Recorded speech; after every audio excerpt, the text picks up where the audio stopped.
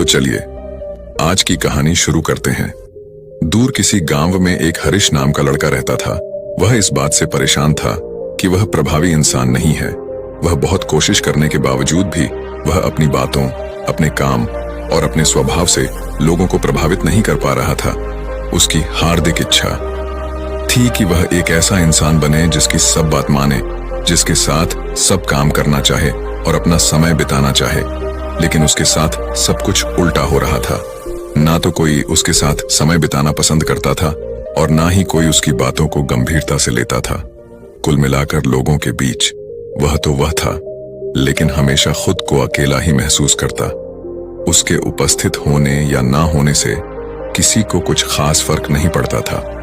इन सब घटनाओं की वजह से उसका आत्मविश्वास भी दिन प्रतिदिन कम होता जा रहा था। अपनी ऐसी हालत को देखकर वह बहुत ही उदास और परेशान रहने लगा। जिस शहर में हरीश रहता था, उसी नगर के बाहर एक बौद्ध भिक्षु भी रहते थे। वह बौद्ध भिक्षु अपने अति प्रभावशाली व्यक्तित्व के लिए प्रसिद्ध थे। जो भी उनसे मिलता वह उनसे प्रभावित हो जाता था। बिना उनसे मिले नहीं रह पाते। उनके लिए जरूरी है तो कभी भी एक प्रभावशाली व्यक्ति बात करने का तरीका, उनके हाव भाव और उनका लोगों को समझना और समझाने का तरीका बहुत ही प्रभावी और आकर्षक था। सभी कहते थे कि वह एक बहुत ही प्रभावशाली व्यक्ति हैं, जिनके व्यक्तित्व में ऐसा जादू है जो किसी को भी मोहित कर देता है। एक दिन शाम के समय वह लड़का उदास मन के साथ तालाब के किनारे बैठा हुआ था। तभी उसका एक मित्र उसके पास आता है और कहता है, दोस्त, मुझे तुम्हारी समस्या का हल मिल गया। यह सुनकर हरीश बहुत अधिक खुश हो जाता है और पूछता है, क्या समाधान है? तभी उसका दोस्त बताता है कि मुझे एक ऐसे बौद्ध भिक्षु के बारे में पता चला है जो एक प्रभावशाली व्यक्तित्व के मालिक हैं, और मुझे पूरा भरोसा है कि उनके पास तेरी इस समस्या का समाधान अवश्य होगा। यह सुनकर हरीश उसकी बातों से सहमत हो गया। हरीश तुरंत ही उन बौद्ध भिक्षुक से मिलने के लिए निकल पड़ता है और उन्हें सारी समस्या बताता है कि कैसे वह एक प्रभावशाली इंसान बनना चाहता है, लेकिन बहुत कोशिश करने के बाद भी वह ऐसा इंसान नहीं बन पा रहा है। बौद्ध भिक्षु ने हरीश की बात पूरे ध्यान से सुनी और फिर कहा, तो तुम चाहते क्या हो? हरीश ने कहा, लोग कहते हैं कि आपका व्यक्तित्व बहुत ही प्रभावशाली है, तो मैं आपकी तरह ही अपना व्यक्तित्व भी प्रभावशाली कैसे बना सकता हूं? यह सुन बौद्ध भिक्षु ने गंभीर होकर कहा, सबसे पहले तो तुम यह समझो कि एक प्रभावशाली इंसान बनने के लिए अच्छा व्यक्तित्व यानी अच्छी पर्सनालिटी नहीं, बल्कि चरित्र का होना जरूरी है। क्योंकि अगर सिर्फ किसी इंसान का व्यक्तित्व अच्छा है तो वह कुछ समय के लिए तो लोगों को प्रभावित कर सकता है, लेकिन बहुत ही जल्दी लोग यह समझ जाएंगे कि उसके काम के पीछे कोई ना कोई मतलब है, कोई उद्देश्य है। लेकिन अगर तुम्हारा चरित्र अच्छा है तो सभी लोग तुम्हारे साथ रहना पसंद करेंगे और तुम अपने आसपास के लोगों को प्रभावित करते रहोगे और तुम्हें इस बात का पता भी नहीं चलता। लेकिन याद रखना, इसके लिए तुम्हें अंदर से बदलना पड़ेगा। तो क्या तुम एक प्रभावशाली इंसान बनने के लिए खुद को अंदर से बदलने के लिए तैयार हो? लड़के ने कहा, जी महाराज जी, मैं पूरी कोशिश करूंगा। बौद्ध भिक्षु ने कहा, एक प्रभावशाली इंसान के अंदर ये 7 आदतें होती हैं जो तुम्हें अपनानी पड़ेगी। बौद्ध भिक्षु ने कहना शुरू किया, पहली आदत, सक्रिय यानी प्रोएक्टिव बनो।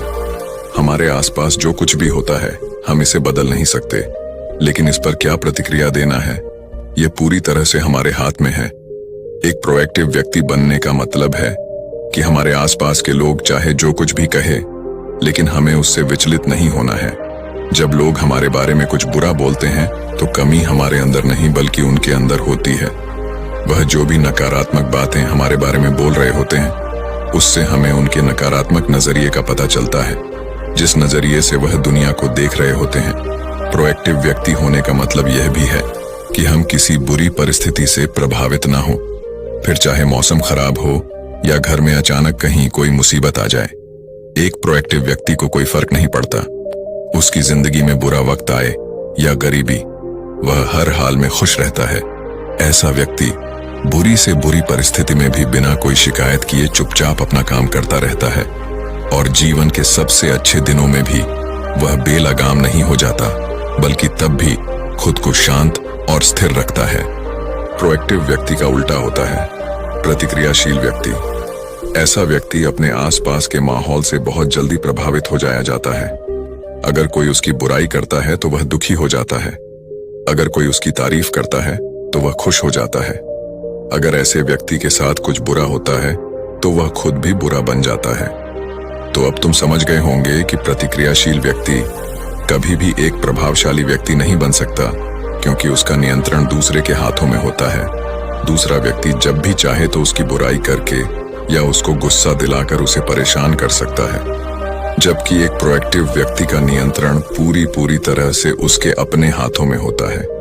उसे कोई भी दुखी या परेशान नहीं कर सकता जब तक कि वह खुद ना चाहे। उसे कोई फर्क नहीं पड़ता कि सामने वाला उसके बारे में क्या बोलता है या क्या सोचता है। इसलिए प्रोएक्टिव व्यक्ति एक प्रभावशाली व्यक्ति होता है। तो तुम्हें भी एक प्रोएक्टिव व्यक्ति बने रहना है, ना कि प्रतिक्रियाशील व्यक्ति। दूसरी आदत, अंत को ध्यान में रखकर शुरुआत करो। इसका मतलब है कि तुम जब भी कोई बड़ा लक्ष्य बनाओ तो तुम्हें स्पष्ट रूप से पता होना चाहिए कि तुम उस काम को क्यों कर रहे हो और उसे कैसे पूरा करना है। यानी कि हर काम की शुरुआत में ही तुम्हें उसे करने का कारण और काम को पूरा करने की योजना स्पष्ट रूप से पता होनी चाहिए। और एक बार जब तुमने अपने काम का क्यों और कैसे पता कर लिया, तो फिर तुम्हारे रोज के छोटे छोटे काम और उसके परिणाम तुम्हारे लक्ष्य की तरफ होनी चाहिए, तुम्हारी योजना से मेल खाने चाहिए। अगर तुम हर रोज वह नहीं कर रहे हो जो तुम्हारे लक्ष्य नहीं बन सकते, जैसे कि अगर तुमने अपना वजन कम करने का लक्ष्य निर्धारित किया है और तुम हर रोज मेहनत नहीं कर रहे हो, पसीना नहीं बहा रहे हो, तो इसका मतलब है कि तुम्हारे रोज के काम तुम्हारे लक्ष्य और उसकी योजना से मेल नहीं खा रहे हैं। तुम्हारी कहनी और करनी में अंतर है और इस तरीके से लोग कभी भी तुमसे प्रभावित नहीं होंगे। इसलिए अगर तुम एक प्रभावशाली व्यक्ति बनना चाहते हो तो तुम्हें तुम्हारे काम का कारण और उसे पूरा करने का तरीका स्पष्ट रूप से पता होना चाहिए, और साथ ही तुम्हारे विचार और कर्म भी उसके साथ मेल खाने चाहिए। बौद्ध भिक्षु ने आगे कहा, तीसरी आदत, जरूरी चीजें सबसे पहले करो। एक दिन में हमारे सामने बहुत से काम होते हैं, लेकिन हम हर काम तो नहीं कर सकते। इसलिए हमें अपने सबसे महत्वपूर्ण कामों को सबसे पहले करना चाहिए।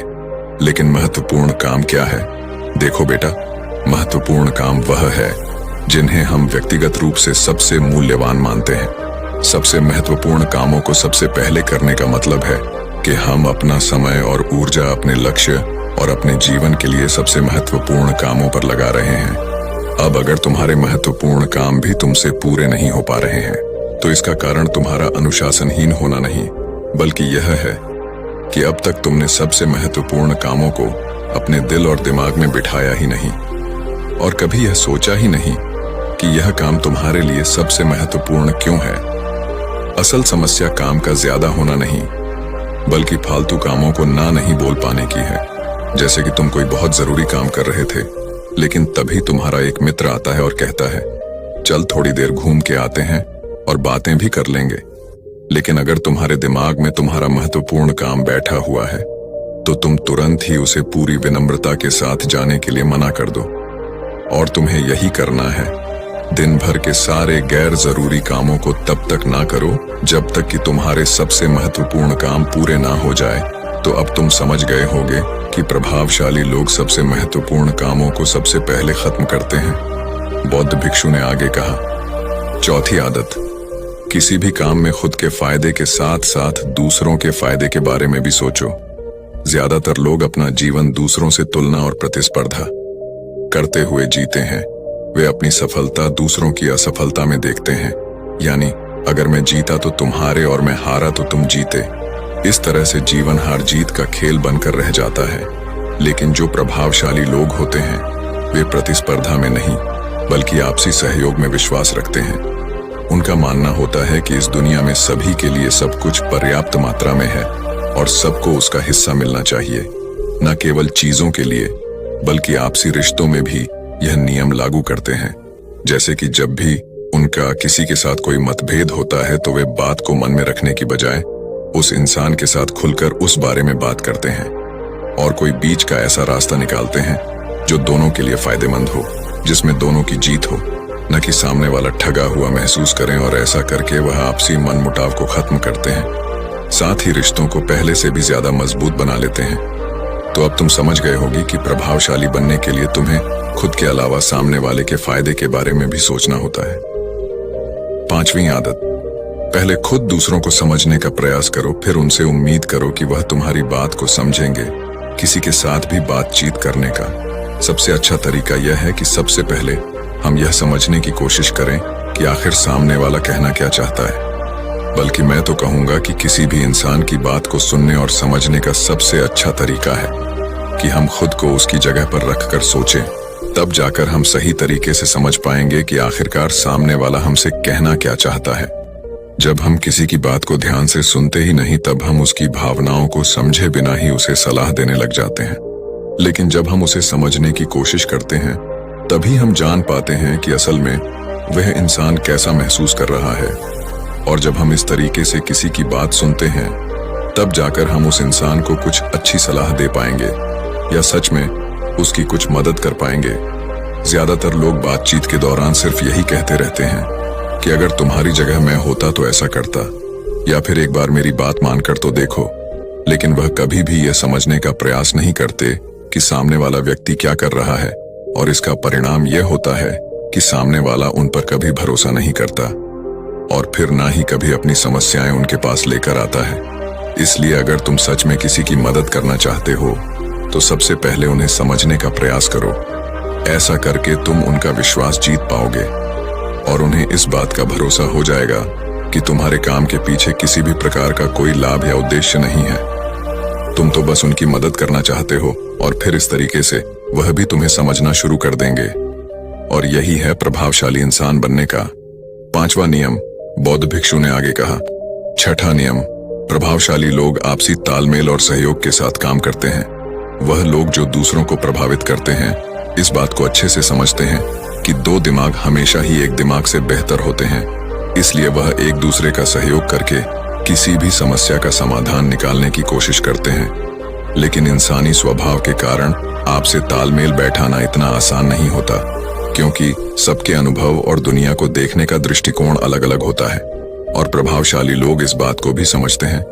इसीलिए वह एक दूसरे के विचार और दृष्टिकोण को समझने और स्वीकारने का प्रयास करते हैं और आपसी मतभेद को भुलाकर साथ काम करते हैं, क्योंकि वह समझते हैं कि हर इंसान का अपना अनुभव, सोच और विशेषताएं होती हैं। जब अलग अलग खूबियों, अनुभवों और सोच वाले इंसान एक साथ मिलकर काम करते हैं, तो उस काम का परिणाम एक इंसान की तुलना में कहीं ज्यादा अच्छा और नया होता है।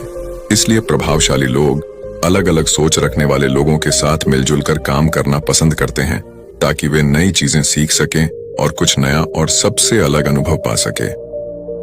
बौद्ध भिक्षु ने आगे कहा कि प्रभावशाली लोग अंतिम मदद के लिए खुद को शारीरिक, मानसिक, भावनात्मक और आध्यात्मिक रूप से तरोताजा रखने के लिए रोज कुछ न कुछ करते हैं। प्रभावशाली लोग इस बात को अच्छे से समझते हैं कि अगर उनके जीवन में कोई सबसे महत्वपूर्ण चीज है, तो वह है उनका शरीर और उनका दिमाग, और वह इसे मजबूत और ताजगी से रखने के लिए रोज कुछ नया सीखते और करते हैं। अपने शरीर को मजबूत और स्वस्थ रखने के लिए वे हर रोज कोई ना कोई शारीरिक गतिविधि करते हैं, जैसे कि कसरत या योग अभ्यास करके अपने दिमाग को नई जानकारी से भरने के लिए वे रोज कुछ नया सीखते हैं या पढ़ते रहते हैं। इसके लिए वे किताबें पढ़ते हैं, नए लोगों से बात करते हैं या फिर नई जगहों पर घूमने जाते हैं। बहुत सारे लोग प्रभावशाली इसलिए होते हैं क्योंकि वे जीवन भर कुछ ना कुछ सीखते रहते हैं, खुद को नई जानकारी देते रहते हैं, और भावनात्मक रूप से खुद को ताजगी से रखने के लिए ये लोग ध्यान या एकांत का सहारा लेते हैं।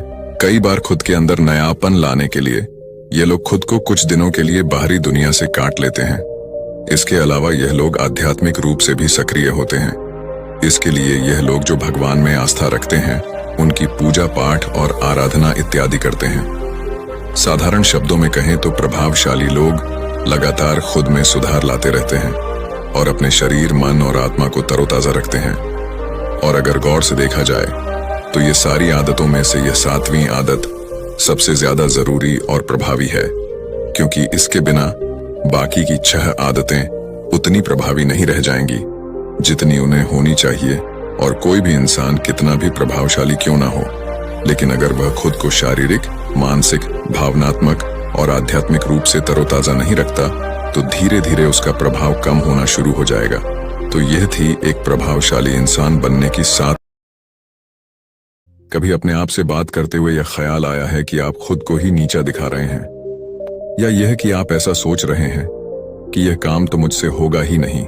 जी हाँ, कई बार हम खुद से ही ऐसी बातें कर लेते हैं जो हमें अंदर ही अंदर कमजोर बना देती हैं। जैसे यह काम तो मुझसे होगा ही नहीं, या मैं हमेशा गलतियां ही करता हूं। यह सब बातें अपने आप से नकारात्मक रूप से बात करना है। यह सुनने में भले ही छोटी बात लगे, लेकिन यह अंदर ही अंदर हमें बहुत कुतरती है। यह नकारात्मक आत्मचिंतन है और इसका हमारे मन पर बहुत बुरा असर पड़ता है। इस नकारात्मक आत्मचिंतन के दौरान मन में कई तरह के भाव आते हैं। कभी गुस्सा आता है खुद पर, कभी निराशा होती है, अपनी काबिलियत पर शक होने लगता है। ऐसा लगने लगता है कि मानो हम हर काम में असफल ही होंगे। ऐसा लगता है मानो हम खुद अपने सबसे बड़े दुश्मन बन गए हैं। इससे हमारा आत्मविश्वास कमजोर पड़ जाता है और हम नया करने से भी कतराने लगते हैं। हमें आगे बढ़ने के लिए सकारात्मक सोच बहुत जरूरी होती है, लेकिन नकारात्मक आत्मचिंतन को समझ ही न पाए तो जिंदगी भर हम पीछे ही रह जाते हैं। नतीजा ये होता है कि हम अपनी क्षमता से कम हासिल कर पाते हैं और जिंदगी में आगे बढ़ने में मुश्किलें आती हैं। तो चलिए आज इसी नकारात्मक विचार को समझने की कोशिश करें और देखें कि इससे कैसे बचा जा सकता। दोस्तों, बहुत समय पहले की बात है। एक नगर में लोग खुशियां मना रहे थे। उस नगर में खुशियों का माहौल था।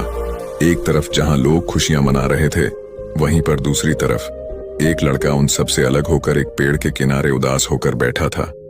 उसे मन ही मन यह चिंता सताई जा रही थी कि परीक्षा नजदीक आ चुकी थी और वह चाहकर भी पढ़ाई नहीं कर पा रहा था।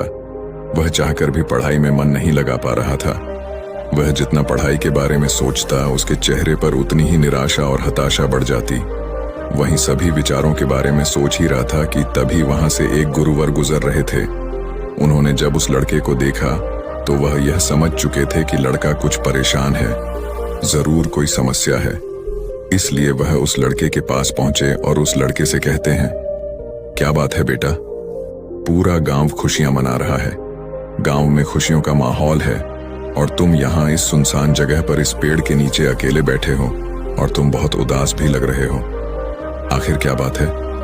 उन गुरुवर की यह बात सुनकर उस लड़के ने जबरदस्ती अपने चेहरे पर मुस्कान लाने की कोशिश की, लेकिन मन में चिंता भरी होने के कारण वह मुस्कुरा ना सका। इस पर गुरुवर एक बार फिर उस लड़के से कहते हैं, क्या बात है बेटा? तुम इतनी गंभीर मुद्रा क्यों बनाए हुए हो? आखिर क्या समस्या है? तुम मुझसे बता सकते हो? इस पर वह लड़का उन गुरुवर से कहता है, हे गुरुवर, मेरी परीक्षा बहुत नजदीक आ चुकी है और मैं चाहकर भी पढ़ाई नहीं कर पा रहा। पढ़ाई में मेरा मन ही नहीं लग रहा। इस पर वह गुरुवर उस लड़के से कहते हैं, परंतु क्यों? इसके पीछे कोई तो कारण होगा। इस बार वह लड़का उन गुरुवर से कहता है, हे गुरुवर, मैं जब भी पढ़ाई करने बैठता हूँ और इस बीच अगर कहीं भी मैं अटक जाता हूँ तो मेरे मन में तरह तरह की शिकायतें उभरने लगती हैं। चिंता मुझे परेशान करने लगती है और एक के बाद एक नकारात्मक विचार मेरे मन में उमड़ते ही चले जाते हैं और उसके बाद मेरा पढ़ने में तनिक भी मन नहीं लगता। मैं चाहकर भी पढ़ाई में मन लगा ही नहीं पाता और देखते ही देखते जब मैं उन नकारात्मक विचारों के सामने हार जाता हूँ तो मैं अपनी किताबें बंद कर देता हूँ और फिर ऐसे ही कहीं पर निकल जाता हूँ, कभी अपने मित्रों के साथ तो कभी अपने आस पड़ोस के लोगों के साथ। मैं अपना काफी समय यूं ही खराब कर देता हूँ। हालांकि भीतर से तो मैं चाहता हूँ कि मैं पढ़ाई करूँ, अन्यथा मुझे इसका परिणाम भोगना होगा, लेकिन मैं चाहकर भी पढ़ाई कर नहीं पा रहा और ऐसा करीब पिछले 2 महीनों से मेरे साथ हो रहा है। मैं इन नकारात्मक विचारों से जितना पाने की कोशिश करता हूँ, ये नकारात्मक विचार मुझे उतना ही घेर लेते हैं और ये मुझे डराते हैं, मुझे परेशान करते हैं। मैं चाहकर भी इनसे छुटकारा नहीं पा रहा। उन गुरुवर ने उस लड़के की सारी बातें ध्यानपूर्वक सुनी और फिर वह उस लड़के से कहते हैं, बेटा, मैं तुम्हारी मन की बातें समझ रहा हूँ, लेकिन क्या तुम इसे एक उदाहरण के तौर पर समझा सकते हो? इस पर वह लड़का उन गुरुवर से कहता है, हे गुरुवर, परीक्षा बहुत नजदीक है और मैंने कुछ हद तक पढ़ाई भी कर ली है, लेकिन जो बची हुई पढ़ाई है उसके लिए मुझे हर दिन करीब 10 से 14 घंटे तक यूं ही मन लगाकर पढ़ना होगा। इसके बिना मैं किसी भी हालत में अपनी पढ़ाई पूरी नहीं कर पाऊंगा। जब यह ख्याल मेरे मन में आता है तो मैं डर जाता हूँ। मैं भीतर ही भीतर कांप उठता हूँ और देखते ही देखते मेरी हिम्मत जवाब देने लगती है और मैं हार मान लेता हूँ। और फिर उसके बाद मेहनत करने का मानो मेरा मन ही नहीं होता। मैं चाह कर भी ध्यान नहीं लगा पाता। और अगली चीज जो मुझे परेशान कर रही है, तभी फिर गुरुवर ने कहा, रुको रुको बेटा। उन गुरुवर ने उस लड़के को रोकते हुए कहा, पहले हम एक एक करके तुम्हारे मन के उन नकारात्मक विचारों को समझने की कोशिश करते हैं, उन चिंताओं के पार जाने की कोशिश करते हैं, उनसे कुछ सीखने की कोशिश करते हैं। इतना कहकर गुरुवर उस लड़के से कहते हैं, बेटा तुम यह कहना चाहते हो कि तुम्हें इस बात की चिंता है कि तुम अपनी बची हुई पढ़ाई कैसे पूरी करोगे, तुम एक दिन में इतनी मेहनत कैसे करोगे। तो क्या तुम्हें इस चिंता के पीछे कहीं ना कहीं शिकायत तो नहीं नजर आ रही क्या? उन गुरुवर की यह बात सुनकर वह लड़का थोड़ा सा हिचकिचाते हुए उन गुरुवर से कहता है, हे गुरुवर, कैसी शिकायत? इस पर वह गुरुवर मुस्कुराते हुए उस लड़के से कहते हैं, बेटा जब पढ़ाई करते वक्त तुम कहीं पर अटक जाते हो और बची हुई पढ़ाई के बारे में जब तुम सोचते हो, तब तुम खुद से शिकायत करते हो कि मैं तो कमजोर हूं, मैं इतनी मेहनत नहीं कर सकता, मैं भला ये कैसे कर पाऊंगा, मैं भला एक साथ 10 से 14 घंटे तक कैसे पढ़ाई कर सकता हूं। जरा खुद से पूछो, ये जो शिकायतें तुम खुद से कर रहे हो, ये सच है या झूठ, या केवल ये सभी तुम्हारे मन की एक सोच है। उन गुरुवर के इतना कहने पर वह लड़का कुछ देर के लिए मौन हो गया। उसे कुछ समझ नहीं आ रहा था कि वह उन गुरुवर को क्या जवाब दे। तभी वह गुरुवर उस लड़के से कहते हैं, बेटा ऐसा कहाँ लिखा है कि तुम इतनी मेहनत नहीं कर सकते? ऐसा कहाँ लिखा है कि तुम्हारे पास इतनी मेहनत करने की क्षमता नहीं है? क्या किसी ने तुमसे ऐसा कहा है कि तुम इतना ध्यान लगाकर पढ़ाई नहीं कर सकते? इस बारे में वह लड़का जवाब देते हुए उन गुरुवर से कहता है, हे गुरुवर, आप सत्य कहते हैं, ऐसा तो मुझसे किसी ने नहीं कहा। इस पर वह गुरुवर उस लड़के से कहते हैं, बेटा तो तुमने खुद से यह कैसे मान लिया कि मैं इतना कमजोर हूं और मैं ऐसा नहीं कर सकता, मैं ध्यान लगाकर पढ़ाई नहीं कर सकता? यह सब केवल तुम्हारे मन का एक भ्रम है। तो तुम्हारे मन की एक सोच है जिसे तुम अनजाने में बार बार सोचकर उस पर विश्वास करके उसे सच बना रहे हो। गुरुवर अपनी बात पूरी कर ही रहे थे कि तभी वह लड़का उन गुरुवर की बात काटते हुए कहता है, हे गुरुवर, अगर यह सच नहीं है तो फिर सच क्या है? उस लड़के की यह बात सुनकर गुरुवर मुस्कुराने लगे और उस लड़के से कहते हैं, बेटा सच ये है कि तुम्हारे अंदर कितनी काबिलियत है, ये जानने के लिए तुम्हें आखिरी हद तक मेहनत करनी होगी, तुम्हें अपनी पूरी कोशिश करनी होगी। जब तुम अपनी पूरी क्षमता पर कार्य करोगे, अपनी पूरी क्षमता के साथ पढ़ाई करोगे, तभी तुम्हें पता चल पाएगा कि सच में तुम्हारी क्षमता क्या है। इस पर वह लड़का उन गुरुवर से कहता है, हे गुरुवर, तो अब मुझे क्या करना चाहिए? इस पर वह गुरुवर उस लड़के से कहते हैं, बेटा मेरी बात ध्यान से समझो। हर चिंता के पीछे एक सकारात्मक संदेश होता है जिसे हमें पहचानने की आवश्यकता होती है। जैसे जब तुम्हारे मन में यह चिंता प्रकट होने लगी कि मैं अपनी बाकी की पढ़ाई इतनी जल्दी पूरी कैसे करूंगा, तो इस चिंता के पीछे सकारात्मक संदेश क्या था? इस पर वह लड़का कुछ देर सोच विचार करने के बाद उन गुरुवर से कहता है, हे गुरुवर, यहीं की परीक्षा बहुत करीब है और मुझे पूरा ध्यान और अपनी शक्ति लगाकर पढ़ने की जरूरत है। इस पर गुरुवर कहते हैं, बिल्कुल सही। तभी वह लड़का उन गुरुवर से कहता है, ठीक है, यह तो बहुत अच्छा तरीका है, इससे तो मैं आसानी से अपनी पढ़ाई पर ध्यान लगा सकता हूँ। इतना कहकर वह लड़का वहां से जाने लगा। तभी गुरुवर उस लड़के से कहते हैं, रुको बेटा, अभी चिंता पूरी तरह से पार नहीं हुई है। जब भी तुम उस चिंता के पीछे का सकारात्मक संदेश समझ लो तो उसके लिए धन्यवाद करो और आगे बढ़ो। अपने से कहो कि मैंने उस चिंता के पीछे का संदेश समझ लिया है और अब मैं पूरी ईमानदारी के साथ मेहनत करने के लिए तैयार हूँ। मैंने यह भी स्वीकार कर लिया है कि मेहनत करने में मुझे कष्ट भी होगा, तकलीफ भी उठानी पड़ेगी, लेकिन मैं हार नहीं मानूंगा। ये संदेश मुझ तक पहुंचाने के लिए आपका शुक्रिया। आगे गुरुवर लड़के से कहते हैं, जब तुम खुद से ऐसा कहोगे तो तुम्हें तत्काल अच्छा महसूस होगा। हल्का महसूस होगा क्योंकि तुम्हारे अंदर का विद्वंद युद्ध पूरी तरह से समाप्त हो चुका होगा और तुमने उस चिंता के पीछे का संदेश भी अच्छी तरह से समझ लिया होगा। तुमने यह स्वीकार कर लिया है कि हाँ, मुझे लंबे समय तक ध्यान करने की आवश्यकता है, मुझे मेहनत करने की आवश्यकता है, साथ में मुझे थोड़ी सी कष्ट और तकलीफ भी उठानी पड़ेगी। हो सकता है कि इससे मुझे थोड़ी थकान भी हो, लेकिन मैं मेहनत करने से पीछे नहीं हटूंगा। यह सब स्वीकार करते ही तुम्हारे अंदर एक ऊर्जा उत्पन्न होगी और ऐसा इसलिए होगा क्योंकि तुम्हारे मन का बोझ पूरी तरह से हल्का हो चुका है। तुमने उन चीजों को स्वीकार कर लिया है जो चीजें तुम्हारा मन तुमसे स्वीकार करवाना चाहता था, किंतु अब यही मौका है। इस मौके को खाली मत जाने देना और तत्काल इस पर निर्णय लेना, तत्काल इस पर कार्य करना, तत्काल इस सकारात्मक संदेश को अपना विश्वास बना लो। इसे बार बार दोहराओ ताकि तुम इस पर पूरी तरह से विश्वास करने लगो। आगे वह गुरुवर उस लड़के से कहते हैं, बेटा, यह कठिनाई का ही समय होता है। जो कुछ कर दिखाने का हो, दर्द को ताकत में बदलने का होता है।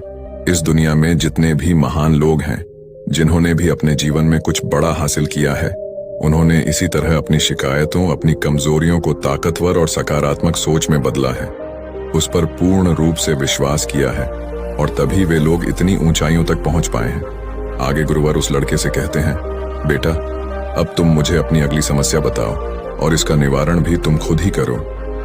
इस पर वह लड़का कुछ देर सोच विचार करने के बाद उन गुरुवर से कहता है, हे गुरुवर, कभी कभी मुझे लगता है कि मैंने बहुत समय खराब कर दिया।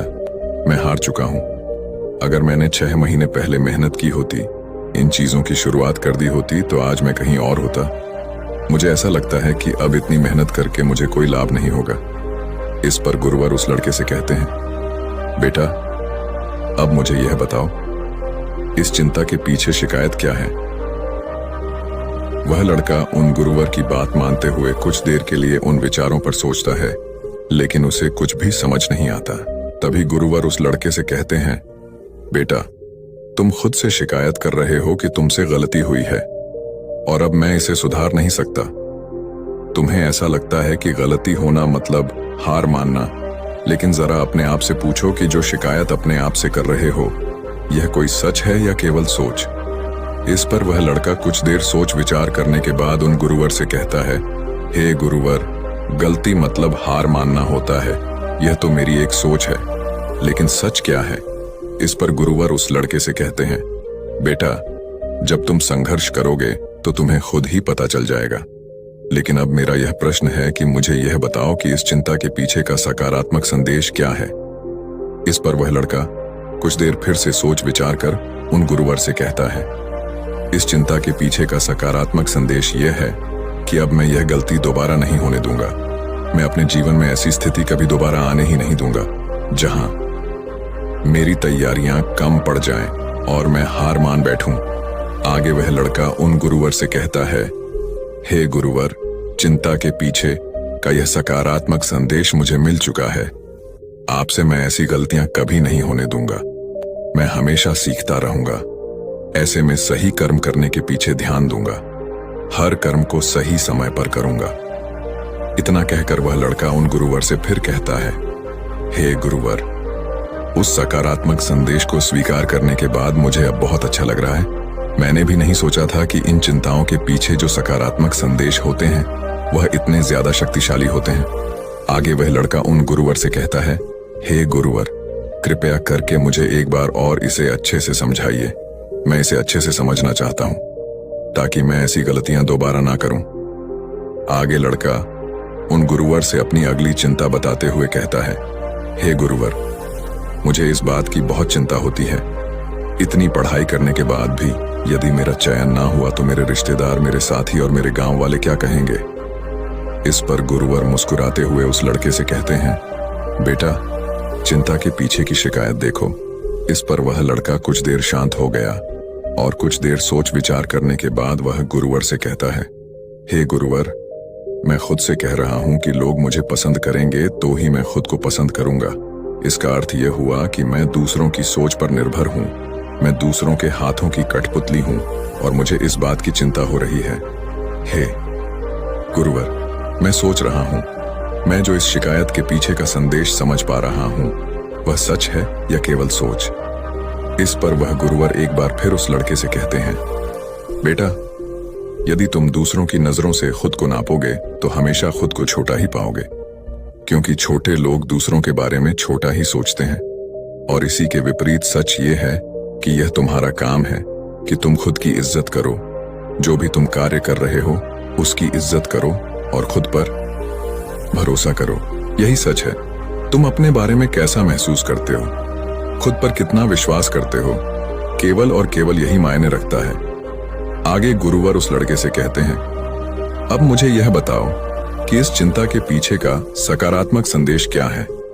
इस पर वह लड़का उन गुरुवर से कहता है, हे गुरुवर, इस चिंता के पीछे का सकारात्मक संदेश यही है कि हमें नकारात्मक विचारों से बचकर रहना चाहिए और हमें ऐसे विचार सोचने चाहिए, ऐसे विचारों पर ध्यान देना चाहिए जो हमें शक्ति दे। आगे वह लड़का कहता है, इस शक्तिशाली संदेश के लिए मैं आपका आभारी हूं। हमेशा सतर्क रहने की और अच्छे विचारों पर बार बार ध्यान देने की जिम्मेदारी को मैं स्वीकार करता हूं।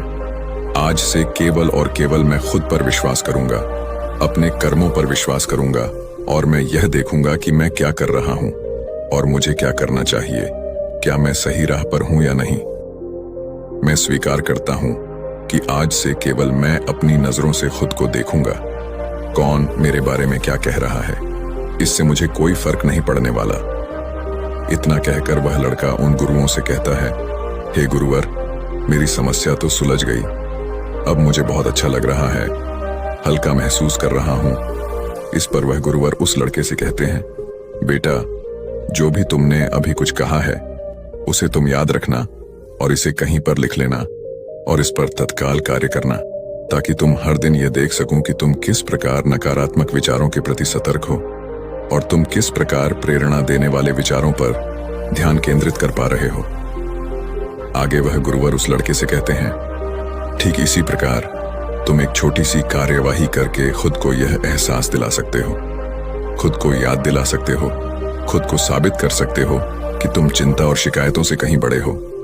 और इसी प्रकार बार बार अपने विचारों पर कार्यवाही करने से हम अपने भीतर एक सकारात्मक मान्यताएं बना लेते हैं जिन पर हम विश्वास करते हैं, और देखते ही देखते हम उन विश्वासों पर आंख बंद करके भरोसा करने लग जाते हैं। आगे गुरुवर उस लड़के से कहते हैं, इसलिए बेटा, इसी तरह से जब भी तुम्हें चिंता परेशान करे तो सबसे पहले चिंता के पीछे की शिकायत देखो और यह पता करो कि शिकायत सच है या फिर केवल सोच। इससे आपके और शिकायत के बीच में थोड़ी दूरी बनेगी। इस शिकायत का कड़वापन और असर थोड़ा सा कम होगा और आप उसके बारे में जानो, उसे पहचानने की कोशिश करो, उसके पीछे का सकारात्मक संदेश जानने की कोशिश करो और एक नई मान्यता तैयार करो। तभी तुम अपने जीवन में सही ऊंचाइयों को छू पाओगे, अपने जीवन में उन ऊंचाइयों तक पहुंच पाओगे जिनकी तुम कल्पना करते हो। इतना कहकर वह गुरुवर शांत हो गए और उस लड़के को भी अभी समझ में आ चुका था कि वह अपने जीवन में बेवजह की चीजों से डर रहा था, जबकि उसे अपने विचारों से लड़ने की जरूरत थी और वह अपने आप से लड़ रहा था। उसने जाने अनजाने अपने मन में नकारात्मक विचारों की मान्यता तैयार कर ली थी, जिन पर वह आंख बंद करके भरोसा करने लगा था, किंतु उसे तो अपने सकारात्मक विचारों पर ध्यान केंद्रित करना चाहिए था। इसके बाद उस लड़के ने गुरुवर को प्रणाम किया और वापस घर लौट आया। अब से वह दिन रात मेहनत करने लगा, खूब मन लगाकर पढ़ाई करने लगा, और जब उसके मन में कोई नकारात्मक विचार उत्पन्न होते तो वह उस नकारात्मक विचारों के पीछे का संदेश समझता और खुद से उन गलतियों को। दोस्तों, क्या आपने कभी ऐसा महसूस किया है कि आप सफल होना चाहते हैं लेकिन आपको नहीं पता कि आप क्या करना चाहते हैं? आप अकेले नहीं हैं। बहुत से लोग जीवन में अपने उद्देश्य को खोजने के लिए संघर्ष करते हैं। सफल हम सभी होना चाहते हैं। सफलता की प्राप्ति करना हमारी ख्वाहिश होती है, लेकिन सफलता पाना आसान नहीं होता है। जीवन में कई चुनौतियां और समस्याएं आती हैं जिनसे हमें निपटना पड़ता है। आज मैं आपको एक ऐसी कहानी बताने जा रहा हूं जो आपको अपनी सफलता की यात्रा शुरू करने में मदद करेगी। ये एक ऐसे व्यक्ति की कहानी है जो सफल होना चाहता था, लेकिन उसके पास कोई लक्ष्य नहीं था। एक दिन उसने एक साधु से कुछ सवाल पूछे और साधु के जवाब ने उसकी पूरी जिंदगी बदल दी। इस वीडियो में मैं आपको वह कहानी बताऊंगा और मैं आपको उन सवालों के बारे में भी बताऊंगा जो उसने साधु से पूछे थे। ये सवाल आपको अपने लक्ष्यों को निर्धारित करने में और अपनी सफलता की यात्रा शुरू करने में मदद करेंगे। तो चलिए कहानी शुरू करते हैं। एक बार की बात है, ऐसे ही सफलता की चाह रखने वाला एक व्यक्ति एक बार अपने एक गुरु से पूछता है कि गुरुदेव, आज हम एक सुनहरे युग में रह रहे हैं। हम आज तक के सबसे अमीर युग में जी रहे हैं, जो शायद इससे पहले कभी भी मौजूद नहीं था। हम एक ऐसी भूमि में रह रहे हैं जहां सभी के लिए भरपूर मौके मौजूद हैं। तो फिर ऐसा क्यों है कि सिर्फ कुछ लोग ही कामयाब हो पाते हैं और बाकी जिंदगी की दौड़ में बिछड़ जाते हैं? तभी गुरु ने उत्तर देते हुए कहा, चलो ऐसे लोगों का उदाहरण लेते हैं जो 25 की उम्र में अपने काम की शुरुआत करते हैं। क्या तुम अंदाजा लगा सकते हो कि 25 की उम्र तक पहुंचते पहुंचते यह लोग जीवन के किस मुकाम पर होंगे? इन लोगों का मानना है और इन्हें पूरा विश्वास भी है कि 25 की उम्र में शुरुआत करने से यह लोग जरूर कामयाब होंगे। अगर तुम इनमें से किसी से भी पूछोगे कि क्या तुम कामयाब होना चाहते हो, तो उन सब का जवाब होगा, बेशक मैं कामयाब होना चाहता हूं। अगर तुम इन लोगों पर थोड़ा और ध्यान दोगे तो तुम्हें पता चलेगा कि इन लोगों में जीवन के प्रति जोश है, जुनून है, उनकी आंखों में एक अजीब सी चमक है और हाव भाव में पक्का इरादा है, और जीवन उनके लिए एक दिलचस्प सफर जैसा है। लेकिन 65 की उम्र तक आते आते जानते हो क्या होगा? इनमें से केवल एक व्यक्ति ही अपनी मनचाही सफलता हासिल कर पाएगा। 4 काफी हद तक सफल हो चुके होंगे और 5 अभी भी उस सफलता के लिए संघर्ष कर रहे होंगे, और बाकी के 90 या तो हार मान चुके होंगे या फिर असफलता के दलदल के नीचे दब चुके होंगे और जीवन की बुनियादी जरूरतों के लिए भी दूसरों पर निर्भर होंगे। जरा सोचो कि 100 में से सिर्फ 5 लोग ही जीवन के किसी मुकाम तक पहुंच सके। लेकिन आखिर क्या वजह है कि इतने सारे लोग नाकाम रहे? उस चमक और जोश का क्या हुआ जो 25 की उम्र में उनके अंदर कूट कूट कर भरी हुई थी? क्या हुआ उनके सपनों, उम्मीदों और इरादों का? और ये लोग अपनी जिंदगी में जो करना चाहते थे और असल में जो कर पाए, उसके बीच इतना अंतर क्यों है? व्यक्ति ने गुरु से कहा, जब आप यह कहते हैं कि सिर्फ 5% लोग ही सफल हो पाए, तो पहले आपको सफलता का मतलब साफ साफ बताना होगा। गुरु ने कहा, अब मैं तुम्हें सफलता का सबसे सही मतलब बताने जा रहा हूं। सफलता का मतलब है किसी निश्चित लक्ष्य को साफ साफ तय कर, सोच समझकर उस दिशा में आगे बढ़ते रहना। अगर कोई इंसान पहले से ही तय किए गए किसी निश्चित लक्ष्य, यानी ऐसा लक्ष्य जो पक्का है और जिसमें कोई बदलाव नहीं होता, उसकी दिशा में काम कर रहा है और अच्छे से जानता है कि वह कहां जा रहा है और उसे कहां जाना है, तो वही इंसान कामयाब है। और अगर वह ऐसा नहीं कर रहा है तो वह नाकामयाब है। यानी कामयाबी का मतलब तय किए गए लक्ष्य को समझते हुए उस दिशा में आगे बढ़ना होता है। असल में हमारे समाज में हिम्मत और हौसले का उल्टा कायरता या बुजदिली नहीं है, बल्कि समानता या अनुरूपता है। और आज इंसान के सामने यही सबसे बड़ी चुनौती है, और इतने सारे लोगों की असफलता का सबसे बड़ा कारण भी अनुरूपता का अर्थ है, बिना सोचे समझे भीड़ के अनुसार चलने की मानसिकता। ज्यादातर लोग बिना सोचे समझे, बिना यह जाने कि वह क्या कर रहे हैं, क्यों कर रहे हैं और कहां जा रहे हैं, आंखें बंद किए हुए बस वैसा ही करते जा रहे हैं जैसा दूसरे कर रहे हैं। और समस्या भी यही है कि लोग उन 95% लोगों की तरह काम कर रहे हैं जो सफल नहीं है। व्यक्ति ने गुरु से प्रश्न किया, आखिर इतने सारे लोग और की नकल क्यों करते हैं? गुरु ने मुस्कुराते हुए कहा, इसका जवाब तो शायद वह खुद भी नहीं जानते। एक बार काम करने वाले लोगों के एक समूह से एक प्रश्न किया गया। उनसे पूछा गया कि आप काम क्यों करते हैं, सुबह जल्दी क्यों उठते हैं? 20 में से 19 लोगों के पास इसका कोई ठोस जवाब नहीं था। उनमें से ज्यादातर लोगों का कहना था, सभी लोग सुबह उठकर काम करने निकल जाते हैं, इसीलिए हम भी वही कर रहे हैं जो बाकी सभी लोग कर रहे हैं। ऐसे लोगों का मानना होता है कि परिस्थितियों ने उनके जीवन को एक ऐसी स्थिति में डाल दिया है जो बाहरी शक्तियों और परिस्थितियों के नियंत्रण में है। फिर गुरु कहते हैं कि चलो हम कामयाबी की परिभाषा पर वापस लौटते हैं। कामयाब कौन होता है? सिर्फ वही आदमी जो अपना लक्ष्य साफ साफ तय कर फिर उसकी ओर बढ़ता है। ऐसा आदमी निश्चित करता है कि मुझे जीवन में यह बनना है और फिर उस दिशा में काम करना शुरू कर देता है। मैं तुम्हें बताता हूं कि कामयाब लोग कौन होते हैं। वह शिक्षक कामयाब है जो बच्चों को इसीलिए पढ़ा रहा है क्योंकि यही वह काम है जो वह हमेशा से करना चाहता था। वह औरत अपने जीवन में कामयाब है जो एक पत्नी और मां का किरदार निभा रही है क्योंकि वह यही बनना चाहती थी और अपनी जिम्मेदारी अच्छे से निभा भी रही है। बाजार के एक कोने में दुकान चलाने वाला दुकानदार कामयाब है क्योंकि उसने यही पेशा अपनाने का लक्ष्य तय किया था। वह व्यापारी कामयाब है जिसने अपना व्यापार खड़ा कर लिया क्योंकि यही उसका सपना था और वह यही करना चाहता था। वह खिलाड़ी भी कामयाब है जो अपने क्षेत्र और देश का सर्वश्रेष्ठ खिलाड़ी बनना चाहता है और इसी मकसद से उस लक्ष्य को पाने में जुट जाता है।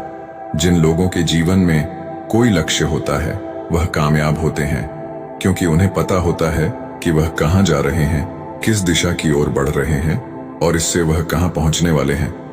बस इतनी आसान सी बात है। दूसरी तरफ नाकामयाब लोगों का मानना है कि उनके जीवन का रास्ता उनकी परिस्थितियां तय करती हैं, यानी जो चीजें उनके साथ होती हैं किसी बाहरी शक्ति द्वारा होती हैं। आसान शब्दों में कहें तो हर वह शख्स कामयाब है जो पहले से ही साफ साफ तय किए गए लक्ष्य को साकार करने की दिशा में सोच समझकर काम कर रहा है और आगे बढ़ रहा है। लेकिन 20 में से सिर्फ एक इंसान ही ऐसा कर पाता है, इसके अलावा बाकी सभी असफल हो जाते हैं। उस व्यक्ति ने गुरु से अगला प्रश्न किया, मुझे इस बात पर बड़ी हैरानी होती है कि दुनिया में इतने सारे लोग कड़ी मेहनत और ईमानदारी से काम करते हैं लेकिन इसके बाद भी उन्हें जिंदगी में कुछ खास हासिल नहीं हो पाता, तो वहीं कुछ लोगों को बिना ज्यादा मेहनत करे ही सब कुछ मिल जाता है। ऐसा लगता है कि जैसे उनके हाथों में कोई जादू है। मैंने कई लोगों को यह कहते हुए सुना है कि वह जिस चीज को हाथ लगा दें वह सोने में बदल जाती है। आखिर क्यों जो इंसान कामयाब हो जाता है वह और भी ज्यादा कामयाब होता चला जाता है और हमेशा कामयाबी की दिशा में ही कोशिश और काम करता रहता है।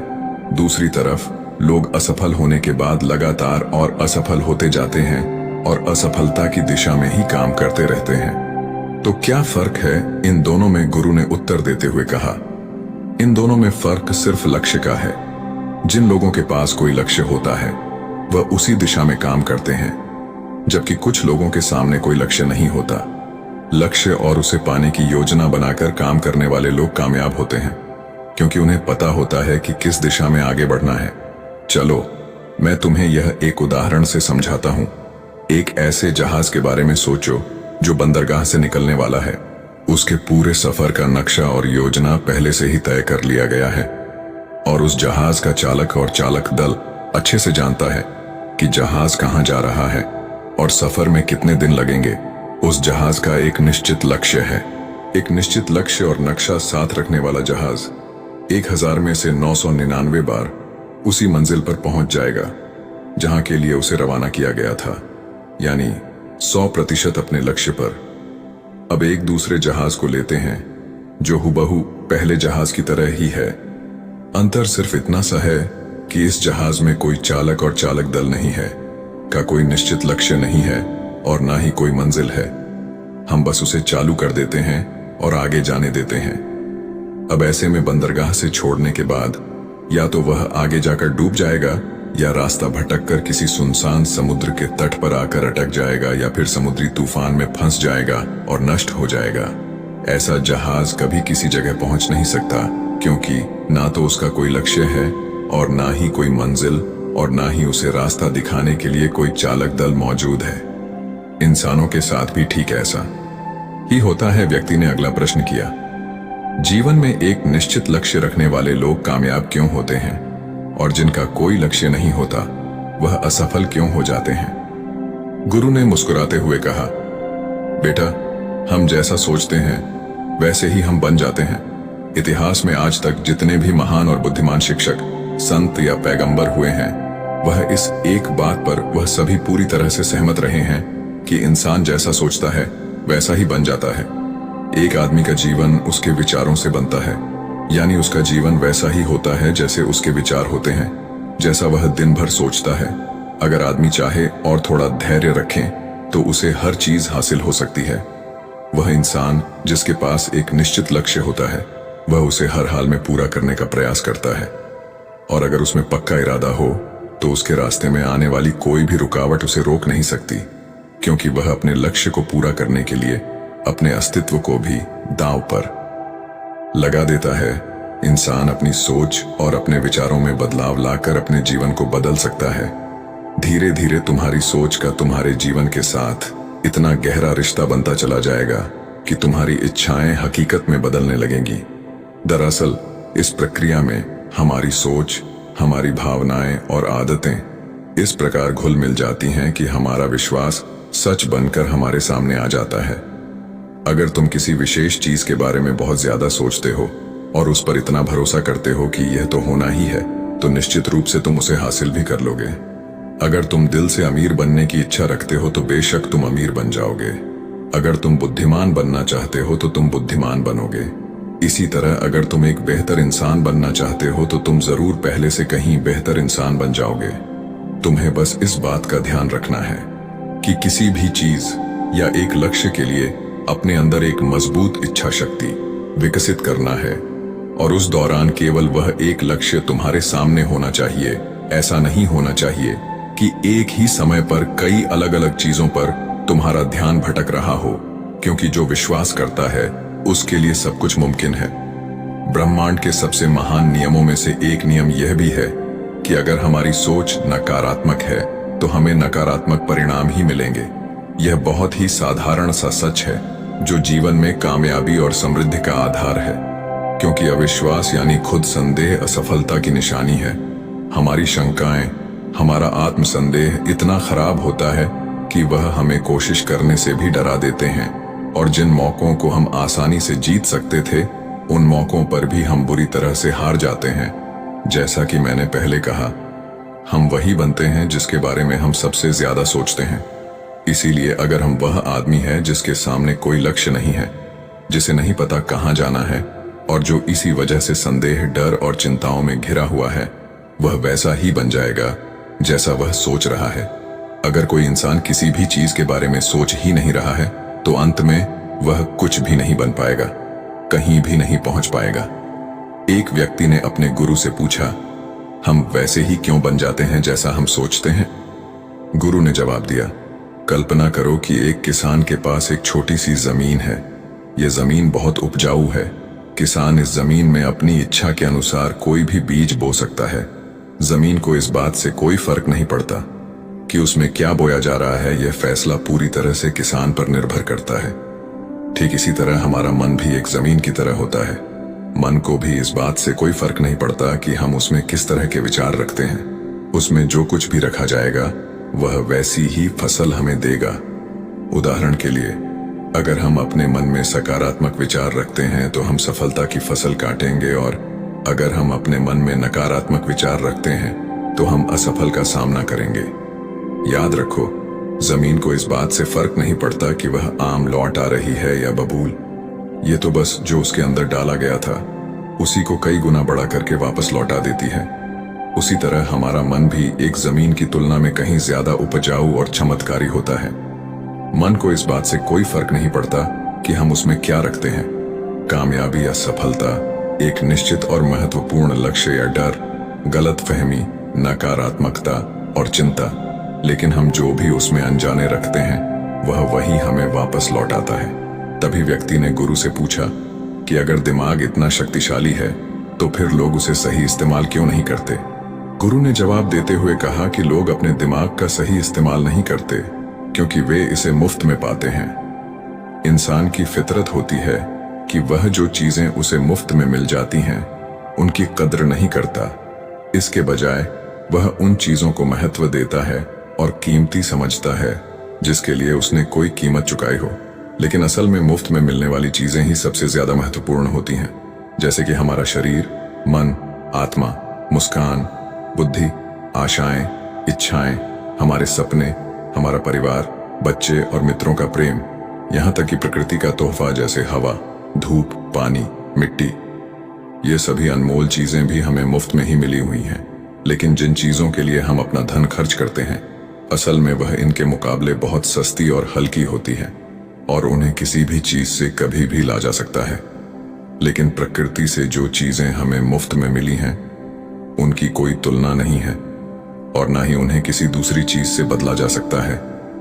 इसलिए हर व्यक्ति को यह फैसला करना चाहिए कि वह अपने दिमाग का इस्तेमाल किस काम के लिए करना चाहता है। अपने लक्ष्य का बीज अपने दिमाग में बोना चाहिए। यह जीवन का सबसे महत्वपूर्ण फैसला होगा। क्या तुम अपने काम में सबसे बेहतर बनना चाहते हो? क्या तुम अपने समाज में, अपने समुदाय में ऊंचाइयों पर पहुंचना चाहते हो, या फिर क्या तुम अमीर बनना चाहते हो? तो तुम्हें बस इतना करना है कि अपने लक्ष्य को साफ तौर से सोचो और उसकी ओर कदम बढ़ाओ। फिर मेहनत और आग्रह से उसे पूरा करने के लिए काम करो। लक्ष्य की ओर बढ़ते रहो और जल्द ही वह दिन आएगा जब तुम्हारा सपना हकीकत में बदल जाएगा। हमेशा सकारात्मक भावना रखो और अपने मन में उसकी छवि बनाओ कि तुमने अपना लक्ष्य हासिल कर लिया है। तुम्हारी सोच और मनोबल के साथ काम करो और अपने सपने की दिशा में आगे बढ़ो। ध्यान दो कि हमारे विचार और सोचने का तरीका हमारे जीवन को प्रभावित करता है। अगर तुम सकारात्मक तरीके से सोचो और मानो तो तुम्हारे लिए सफलता जादू से आएगी। इसलिए अपने लक्ष्य की ओर बढ़ो, मेहनत करो और सकारात्मकता से सोचो। तुम जो सोचते हो वह तुम्हारे जीवन को दिशा देगा। व्यक्ति ने गुरु से आखिरी प्रश्न किया। उसने कहा कि क्या कोई ऐसा अभ्यास या तरीका है जिसके माध्यम से मैं इन सब बातों को अपनाकर अपने जीवन में बदलाव ला सकूं? तभी फिर गुरु ने कहा, बिल्कुल ऐसा अभ्यास भी है। अब मैं तुम्हें 30 दिनों का एक ऐसा अभ्यास बताने जा रहा हूं जिसको अगर तुमने सही से पूरा कर लिया तो यह तुम्हारे जीवन को बेहतर से बेहतर में पूरी तरह से बदल देगा। लेकिन याद रहे, कीमत चुकाए बिना हम कुछ भी हासिल नहीं कर सकते। इसीलिए इस 30 दिन के अभ्यास का परिणाम कुल उसके बराबर होगा जितनी तुमने कोशिश की होगी या जितनी तुमने इसके लिए कीमत चुकाई होगी। अब सवाल उठता है कि यह कीमत क्या होगी? तो इसमें कई सारी बातें शामिल हैं। पहली तो यह कि तुम्हें बुद्धि और भावना दोनों स्तर पर यह समझना होगा कि हम जैसा सोचते हैं बिल्कुल वैसा बनते भी हैं। इसीलिए अपने जीवन को अपने अनुसार चलाने के लिए तुम्हें अपने विचारों को अपने नियंत्रण में रखना होगा। यानी कि तुम्हें अंदर से यह बात माननी होगी कि तुम जैसा बोओगे वैसा ही तुम काटोगे। दूसरी बात, तुम्हें अपने मन से सभी बाधाओं और बेड़ियों को काट फेंकना होगा और यह सोचकर खुद को उस काम में झोंक देना होगा कि यही काम मेरे लिए प्रकृति ने या किसी दिव्य शक्ति ने तय किया है। यानी तुम्हें यह मानना होगा कि सभी सीमा रेखाएं, सभी मानसिक रुकावटें तुम्हारी खुद की बनाई हुई है और तुम्हारे सामने तुम्हारी कल्पना से भी ज्यादा अवसर मौजूद है। यानी तुम्हें उन तमाम छोटे और सीमित सोच व विचारों से ऊपर उठना होगा जिन्हें तुमने बिना सोचे समझे या परखे सच मान लिया है। तीसरी बात, अपनी समस्याओं पर सकारात्मक रूप से सोचने के लिए, खुद को प्रोत्साहित करने के लिए अपनी पूरी क्षमता और हिम्मत का इस्तेमाल करना होगा। इसके साथ ही अपने लिए एक निश्चित और स्पष्ट लक्ष्य तय करने के लिए अपने दिमाग को अपने लक्ष्य के बारे में भी संभव गुणों से विचार करने का अवसर देना होगा। अपनी कल्पना को खुली छूट देना होगा ताकि वह हर संभव समाधान की खोज कर सके। इस विचार को मानने से इनकार कर दो कि लक्ष्य प्राप्ति के रास्ते में कोई भी बाधा तुम्हें हरा भी सकती है। जब तुम्हें लक्ष्य की तरफ ले जाने वाला रास्ता साफ साफ दिखाई देने लगे तो पूरी फुर्ती और जोश के साथ फैसला लेते हुए काम करो और खुद को लगातार यह याद दिलाते रहो कि तुम अपनी उपलब्धि और कामयाबी के बिल्कुल नजदीक खड़े हो।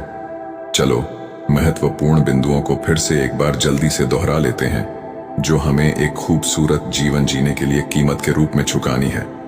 पहला, हम वैसे ही बनेंगे जैसा हम सोचते हैं। दूसरा, कल्पना की शक्ति को समझो और अपने दिमाग को ऊंची उड़ान भरने दो। तीसरा, हिम्मत और हौसला रखते हुए हर दिन अपने लक्ष्य की ओर पूरी लगन और एकाग्रता के साथ डट कर लगे रहो। साथ ही यह बात भी याद रखो कि कोई भी विचार तब तक बेकार और मामूली होता है जब तक हम उस पर काम नहीं करते। अब मैं तुम्हें 30 दिनों के अभ्यास को समझाने का प्रयास करूंगा, लेकिन उससे पहले अपने दिमाग में यह बात ठीक से बैठा लो कि इस अभ्यास में तुम कुछ भी खोने नहीं जा रहे हो, बल्कि संभावना है। एक युवक बहुत ही महत्वाकांक्षी था। उसके बड़े बड़े सपने थे। वह बहुत कुछ हासिल करना चाहता था, बहुत बड़ा बनना चाहता था, लेकिन उसे यह सब कुछ बहुत जल्दी हासिल करना था। उसे हमेशा लगता था कि उसके पास समय बहुत कम है, इसलिए वह जल्द से जल्द अपने सपनों को पूरा करना चाहता था। उसने कई बार कड़ी मेहनत करके जल्दी सफलता हासिल करने का प्रयास किया, लेकिन वह हर बार असफल हो जाता। उसे थोड़ी बहुत कामयाबी तो मिल जाती थी, लेकिन उसे कभी भी अपने मनचाहे परिणाम हासिल नहीं हो पाते थे। इस बात से वह बड़ा परेशान हो जाता था। वह सोचता रहता कि कमी कहाँ रह रही है। आखिर वो ज्यादा मेहनत करके दूसरों की तुलना में जल्दी सफल क्यों नहीं हो सकता? ये प्रश्न अक्सर उसे बहुत परेशान करता था, लेकिन फिर धीरे धीरे उसे समझ आने लगा कि शायद उसे उन नियमों और रहस्यों के बारे में नहीं पता जिनका उपयोग करके वह कम समय में बड़ी सफलता हासिल कर सकता है। जिस दिन उसे यह बात समझ आई, उस दिन के बाद से वह ऐसे इंसान की तलाश में रहने लगा जो उसे सफलता के उन नियमों और रहस्यों के बारे में विस्तार से समझा सके। तभी एक दिन उसे अपने एक मित्र के माध्यम से एक ऐसे गुरु के बारे में पता चला जो अपनी बुद्धिमत्ता और ज्ञान के लिए दूर दूर तक प्रसिद्ध थे। वो लोगों की समस्याओं को समझकर बड़ी ही बुद्धिमानी और सरलता से उसका समाधान निकाल लेते थे। साथ ही वो मुश्किल से मुश्किल बात को भी बड़े ही आसान शब्दों में समझा देने में माहिर थे। गुरु के बारे में जानकारी मिलते ही अगले दिन वह युवक सीधे उन गुरु के आश्रम में पहुंच जाता है। वो गुरु एक बौद्ध भिक्षु थे। युवक ने उन्हें प्रणाम किया और उनके सामने बैठ गया। बौद्ध भिक्षु ने युवक से आने का कारण पूछा तो युवक ने कहना शुरू किया, मुनिवर, मेरे सपने बहुत बड़े हैं। मैं जीवन में बहुत कुछ बनना और करना चाहता हूँ, बड़ी सफलताएं हासिल करना चाहता हूँ, लेकिन मुझे ये सब कुछ कम समय में हासिल करना है। मैंने कई बार कड़ी मेहनत करके जल्दी सफल होने का प्रयास किया, लेकिन मुझे कभी भी मनचाहे परिणाम नहीं मिले। मुझे लगता है कि मुझे सफलता के उन महत्वपूर्ण नियमों और रहस्यों के बारे में जानने की जरूरत है जिनका उपयोग करके मैं कम समय में बड़ी सफलता प्राप्त कर सकता हूँ। क्या आप मुझे उन नियमों और रहस्यों के बारे में विस्तार से समझा सकते हैं? मैं वादा करता हूँ कि मैं जरूर उन नियमों का पालन करूंगा। बौद्ध भिक्षु को उस युवक की आंखों में एक ज्वलंत इच्छा शक्ति और जुनून दिखा। वह सफल होने के लिए कितनी भी मेहनत करने और बड़ा से बड़ा त्याग करने के लिए भी तैयार था। बौद्ध भिक्षु ने उसकी आंखों में देखते हुए गंभीर आवाज में कहना शुरू किया, आज मैं तुम्हें 8 ऐसे नियम बताऊंगा जिनका अगर तुम पूरी ईमानदारी से पालन करते हो तो तुम 10 साल के लक्ष्य को 10 महीने में पूरा कर सकते हो। बस शर्त यह है कि इन नियमों पर पूर्ण विश्वास रखते हुए पूरी ईमानदारी से इनका पालन करना है। पहला नियम कि सबसे पहले अपने दिमाग को इस संभावना के लिए खोलो कि हाँ, यह किया जा सकता है। 1 साल का काम 1 महीने में किया जा सकता है। इस बात का अपने दिमाग को विश्वास दिलाओ, क्योंकि जब तक तुम्हें अंदर से ही इस बात पर पूर्ण विश्वास नहीं होगा कि तुम 10 साल के लक्ष्य को 10 महीने में भी पूरा कर सकते हो, तब तक तुम इसके लिए जरूरी कदम नहीं उठा पाओगे। कोई भी लक्ष्य बाहरी दुनिया में पूरा होने से पहले एक बार हमारे दिमाग में पूरा होता है। इसलिए इस संभावना को स्वीकार करो, ठीक उस विद्यार्थी की तरह जिसने साल भर कुछ खास पढ़ाई नहीं की, लेकिन परीक्षा से 1 महीने पहले सब कुछ भूलकर स्वयं को पढ़ाई में झोंक देता है और इतनी कड़ी मेहनत करता है कि उसके परिणाम सभी को आश्चर्यचकित कर देते हैं। जब वह विद्यार्थी 1 साल की पढ़ाई को अपनी कड़ी मेहनत और एकाग्रता से 1 महीने में पूरा कर सकता है, तो तुम अपने लक्ष्य पूरे क्यों नहीं कर सकते? सफलता के नियम तो सभी के लिए एक बराबर काम करते हैं। दूसरा नियम 6 महीने के लिए गायब हो जाओ। आने वाले 6 महीने के लिए भूल जाओ कि तुम्हारा कोई है, भूल जाओ। अपने दोस्तों और रिश्तेदारों को, अपने पड़ोसियों को, कोई तुम्हें छोड़कर नहीं जाने वाला। जिसको रुकना होगा वो रुकेगा बस। 6 महीने के लिए अपने सारे दरवाजे बंद कर लो और दूर हो जाओ इन सारी भटकाने वाली चीजों से। यानी कि तुम्हें स्वयं को 6 महीने के लिए दुनिया से गायब कर लेना है, जैसे कि तुम कभी यहां थे ही नहीं। तुम्हें अपने आप को 6 महीने के लिए अपने मन, शरीर, लक्ष्य और उद्देश्य के साथ बंद कर लेना है। 6 महीने कोई बहुत ज्यादा समय नहीं होता है। यह सुनने में बड़ा लग सकता है, लेकिन तुम ये भी तो देखो कि यह त्याग तुम किसके लिए कर रहे हो? अपने मित्रों या पड़ोसियों के लिए या खुद के लिए? इन 6 महीनों में अगर तुम्हारे और तुम्हारे लक्ष्य के बीच कोई आ रहा हो, वो भले कितना ही अमीर हो, प्रभावशाली हो, लेकिन अगर फालतू की बातें कर रहा है तो वहां से गायब हो जाओ। अगर तुम्हारे मित्र और रिश्तेदार अपने मतलब से तुम्हें घूमने बुला रहे हैं तो उन्हें मना कर। दो क्योंकि तुम्हारे जाने या न जाने से उन्हें कोई फर्क नहीं पड़ेगा, लेकिन तुम अपनी जिंदगी में एक कदम पीछे जरूर हो जाओगे। बेमतलब के गप्पे मारने वाले दोस्तों के समूह से दूर हो जाओ। समय बर्बाद करने वाले लोगों से मतलब रखना बंद कर दो। अगर थोड़े रिश्ते खराब होते हैं तो होने दो। अपनी नींद और ऊर्जा को दूसरे लोगों पर बर्बाद करना बंद कर दो और एकदम स्वार्थी बन जाओ। सिर्फ अपने बारे में सोचो, अपने लक्ष्य, उद्देश्य, योजना और परिवार के बारे में बस। और जो भी चीज तुम्हें इनसे दूर ले जा रही है, उन सब विचारों को अपने दिमाग में जला दो। तीसरा नियम, एक सही गुरु की तलाश करो। अगर तुम्हें किसी काम में जल्दी सफल होना है और उसके शीर्ष पर पहुंचना है, तो तुम्हें अपना समय उस काम का साधारण ज्ञान रखने वाले लोगों के साथ बर्बाद नहीं करना चाहिए, बल्कि तुम्हें तो सीधा उस इंसान के पास जाना चाहिए जो पहले से ही उस काम के शिखर पर है, क्योंकि वही इंसान तुम्हें सबसे अच्छे से सिखा सकता है कि शीर्ष तक कैसे पहुंचना है। उसने उन सारी मुश्किलों और बाधाओं का सामना कर रखा है जिनका तुम भविष्य में सामना करोगे। इसलिए वह अपने अनुभवों से तुम्हें ऐसी बातें सिखा सकता है जिसे स्वयं सीखने में तुम्हें अपना बहुत सारा समय खर्च करना पड़ेगा। तो 10 साल के लक्ष्य को सिर्फ 10 महीने में पूरा करने के लिए तुम्हें अपने क्षेत्र के सबसे सफल लोगों में से एक को अपना गुरु, अपना मार्गदर्शक बनाना पड़ेगा। दोस्तों, चाहे पैसा हो या सफलता, दोनों को 10 गुना स्पीड से हासिल किया जा सकता है। बस इसके लिए सही गाइडेंस, फोकस और मेहनत की जरूरत है। फिर गुरु कहते हैं कि चौथा नियम, एक स्पष्ट और निश्चित लक्ष्य तय करो। निश्चित कर लो कि तुम्हें क्या और कितने समय में हासिल करना है। तुम्हारा लक्ष्य स्पष्ट रूप से तुम्हारे पास लिखा हुआ होना चाहिए। तुम भले ही कितने ही होशियार हो, कितने ही बुद्धिमान हो, कितना भी तेज तुम्हारा दिमाग हो, लेकिन अगर तुम्हारे पास एक स्पष्ट लक्ष्य नहीं है और तुम अपने लक्ष्य की तरफ रोज मेहनत नहीं कर रहे हो, तो बड़ी सफलता तुम्हें कभी नहीं मिल सकती। बड़ी सफलता के लिए एक स्पष्ट लक्ष्य का होना सबसे जरूरी है।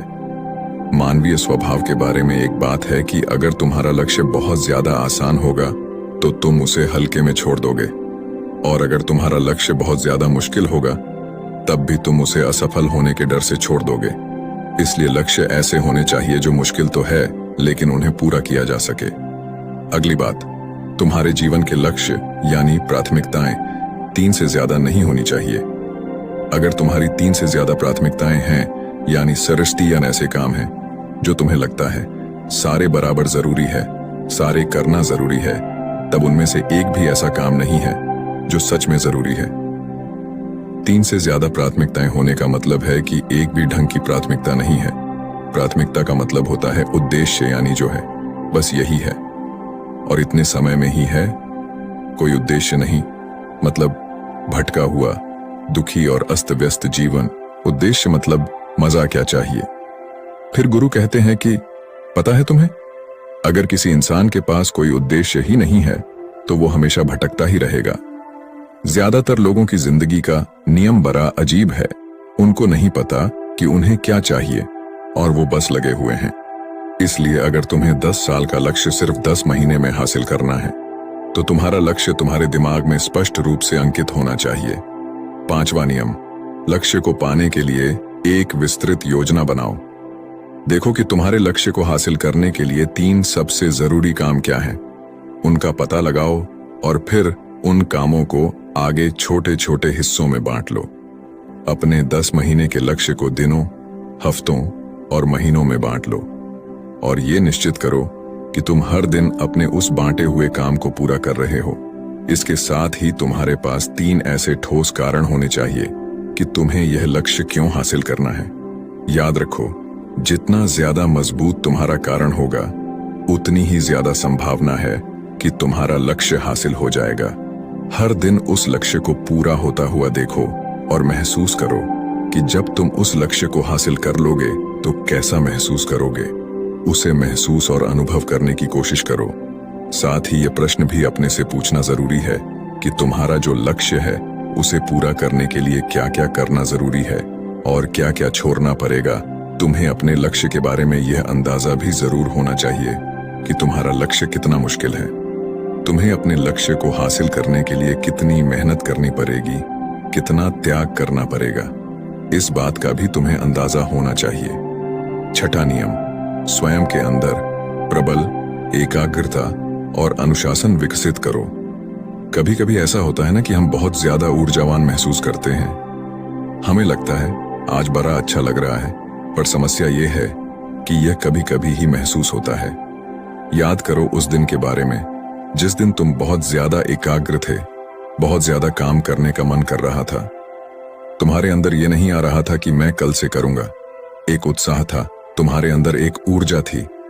सोचो, अगर तुम्हारे साथ ये हर रोज होने लगे तो तुम अपनी जिंदगी में क्या कुछ हासिल नहीं कर सकते। आलस, थकान, काम में मन न लगना, ध्यान भटकना, हार मानने का मन करना, बार बार काम को बदलना, ये सब ना हो। इसीलिए तुम्हारा ध्यान होना चाहिए। अपनी ऊर्जा नियंत्रण पर हमें हर दिन एक निश्चित मात्रा में ऊर्जा मिलती है, इसलिए इसका सही से उपयोग करना सीखो। अपना सबसे अच्छा समय जब तुम जोश में होते हो, उस समय सिर्फ वो करो जो तुम्हारे लिए सबसे ज्यादा जरूरी है। बाकी दुनिया की बातें सब बाद में।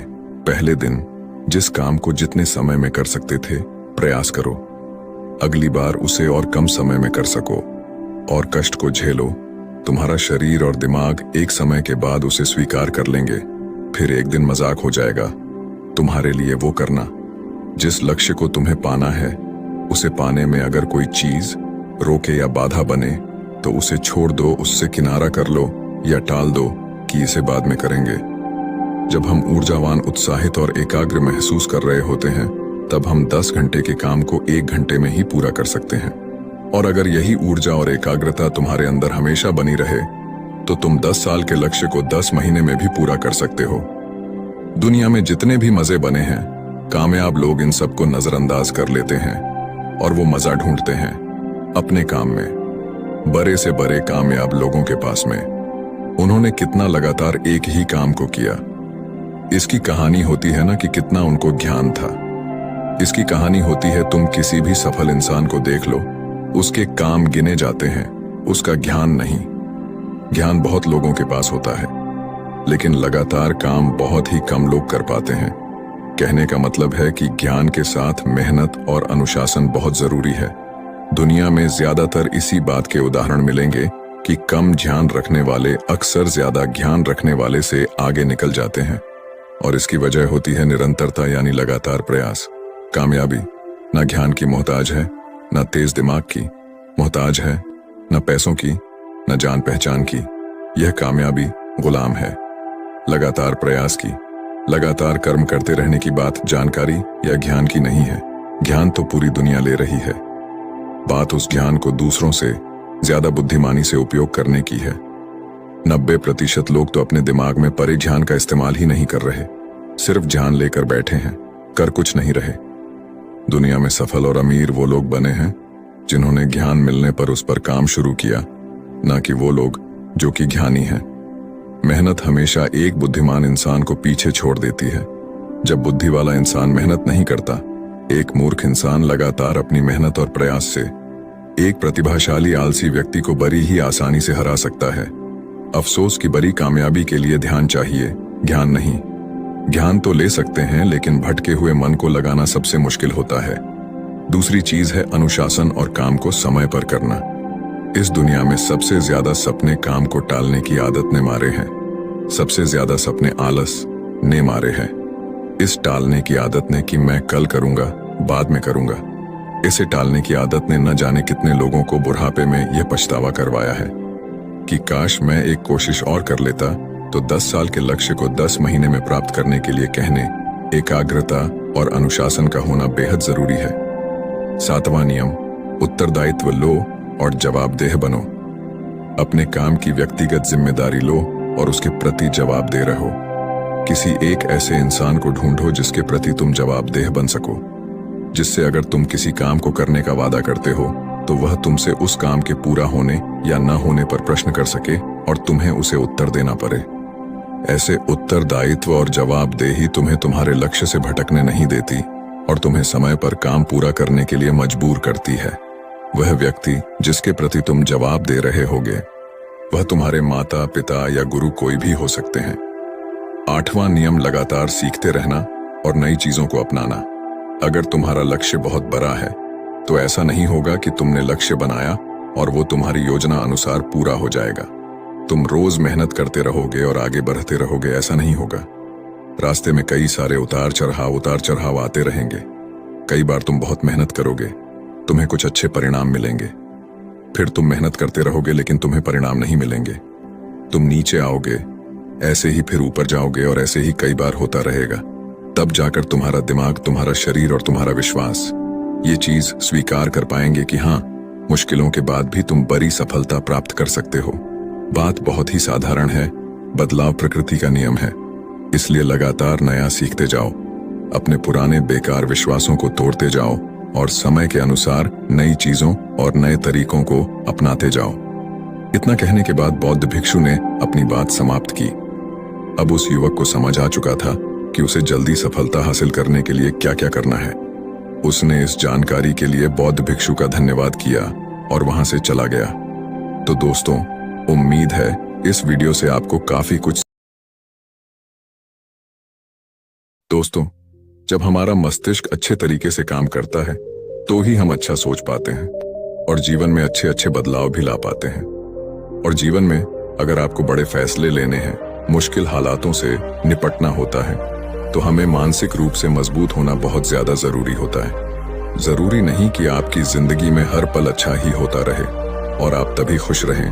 कभी कभी आपकी जिंदगी में ऐसे वक्त भी आएंगे जहां पर आपको भारी मुसीबतों का सामना भी करना पड़ सकता है। ऐसे में कई बार होता है कि इंसान मुसीबतों का सामना करते करते अपने मुश्किल हालातों से लड़ते लड़ते अपने जीवन से हारने लगता है। लेकिन वहीं पर जो इंसान मानसिक रूप से मजबूत होते हैं, वह इन मुश्किल हालातों से अपने कठिन समय से बाहर जरूर निकल आते हैं। तो दोस्तों, आज की इस वीडियो में हम अपने मुश्किल वक्त से बाहर कैसे आएं, इसी पर चर्चा करने वाले हैं। मैं 8 नियम बताने वाला हूं, जिसे अगर आप जान और समझ लेते हैं तो यकीन मानिए आप अपने मुश्किल हालातों से जरूर बाहर निकल आएंगे और आप मानसिक रूप से एक मजबूत इंसान भी बन जाएंगे। तो मित्रों, आज की यह वीडियो बहुत ही महत्वपूर्ण होने वाली है, इसे छोड़कर कहीं जाइएगा नहीं। मित्रों, एक बार एक बौद्ध महात्मा आश्रम में अपने शिष्यों को दिमाग के ऊपर कुछ प्रवचन दे रहे थे। गुरु कह रहे थे कि इंसान के मस्तिष्क के विचार कभी अच्छे होते हैं तो कभी बुरे होते हैं। अच्छे विचार जब उसके दिमाग में जन्म लेते हैं तो वह अच्छी और कल्याणकारी बातें सोचता है, लेकिन वहीं पर अगर बुरे और गलत भावनाएं जन्म लेती हैं तो उससे उसका पतन होता है। तभी उन्हीं में से एक राजवंत नाम का शिष्य खड़ा होता है और गुरु से पूछता है कि गुरुवर, क्या कुछ ऐसा तरीका आप बता सकते हैं जिससे कि हम अपने मस्तिष्क को मजबूत और ताकतवर बना सकते हैं, खुद को मानसिक रूप से मजबूत बना सके। गुरु कहते हैं कि अवश्य मैं बताऊंगा, लेकिन उससे पहले मैं कुछ बातें मन पर बता रहा हूं जिसे तुम लोग ध्यान पूर्वक सुनना। तभी जाकर के हम बताएंगे कि मानसिक रूप से मजबूत कैसे बने। तभी तुम सब इस बात को बड़ी ही आसानी से समझ पाओगे। गुरु कहते हैं कि जब भी हम कुछ सोचते हैं तो सबसे पहले वह विचार हमारे मस्तिष्क में जन्म लेते हैं और उसी के अनुरूप हमारा पूरा शरीर कार्य करने लगता है।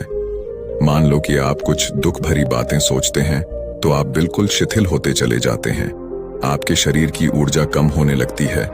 लेकिन वहीं पर अगर आप कुछ उत्साह भरी बातें सोचते हैं तो आपके शरीर के अंदर असीमित ऊर्जा बहने लगती है। आप वाकई में ऊर्जावान दिखाई देने लगते हैं।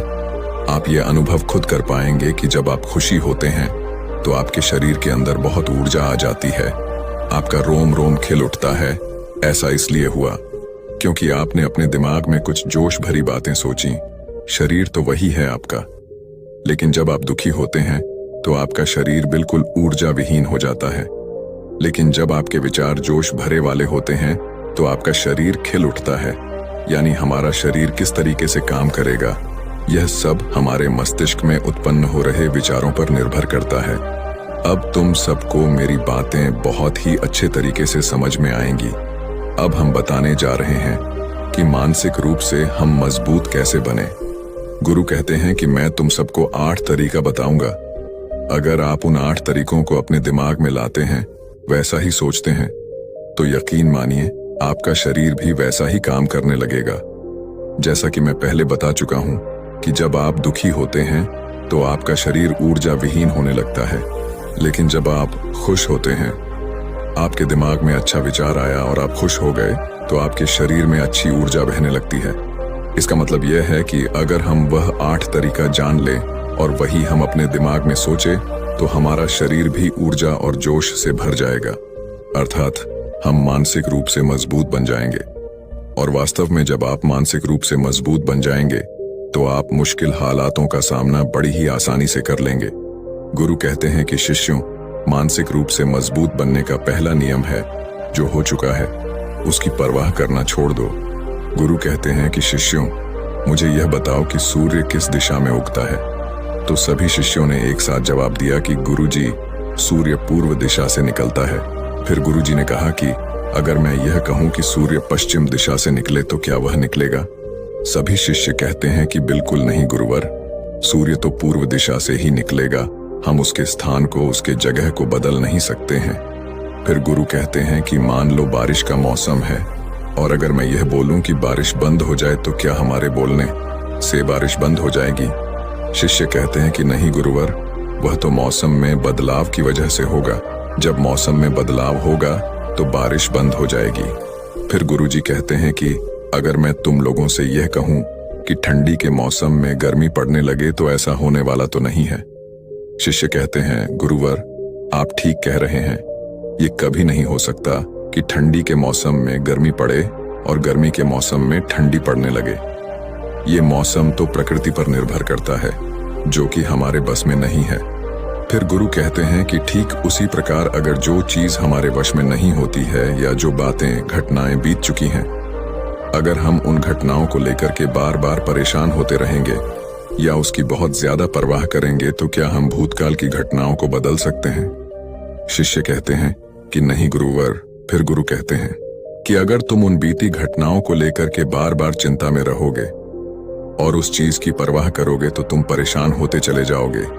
इसीलिए तुम्हारी जिंदगी में जो घटित हो चुका है, कोशिश करो उसे भुलाने की, और उसका एकमात्र तरीका है कि आप अपने आने वाले समय पर, आने वाले भविष्य पर, आने वाली चीजों पर अपना ध्यान केंद्रित करिए। गुरु आगे कहते हैं कि मानसिक रूप से मजबूत बनने का दूसरा नियम है, ध्यान करने की आदत डालें।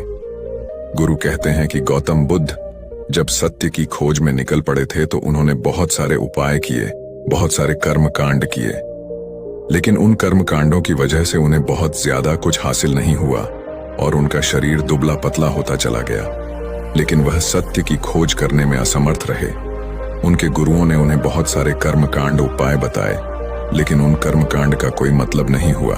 अंत में जब भगवान गौतम बुद्ध स्वयं ध्यान की अवस्था में बैठे तो धीरे धीरे ध्यान की गहराइयों में जाकर के उन्हें वह सारी चीजें लगने लगी जिस चीज की वह खोज में निकल पड़े थे।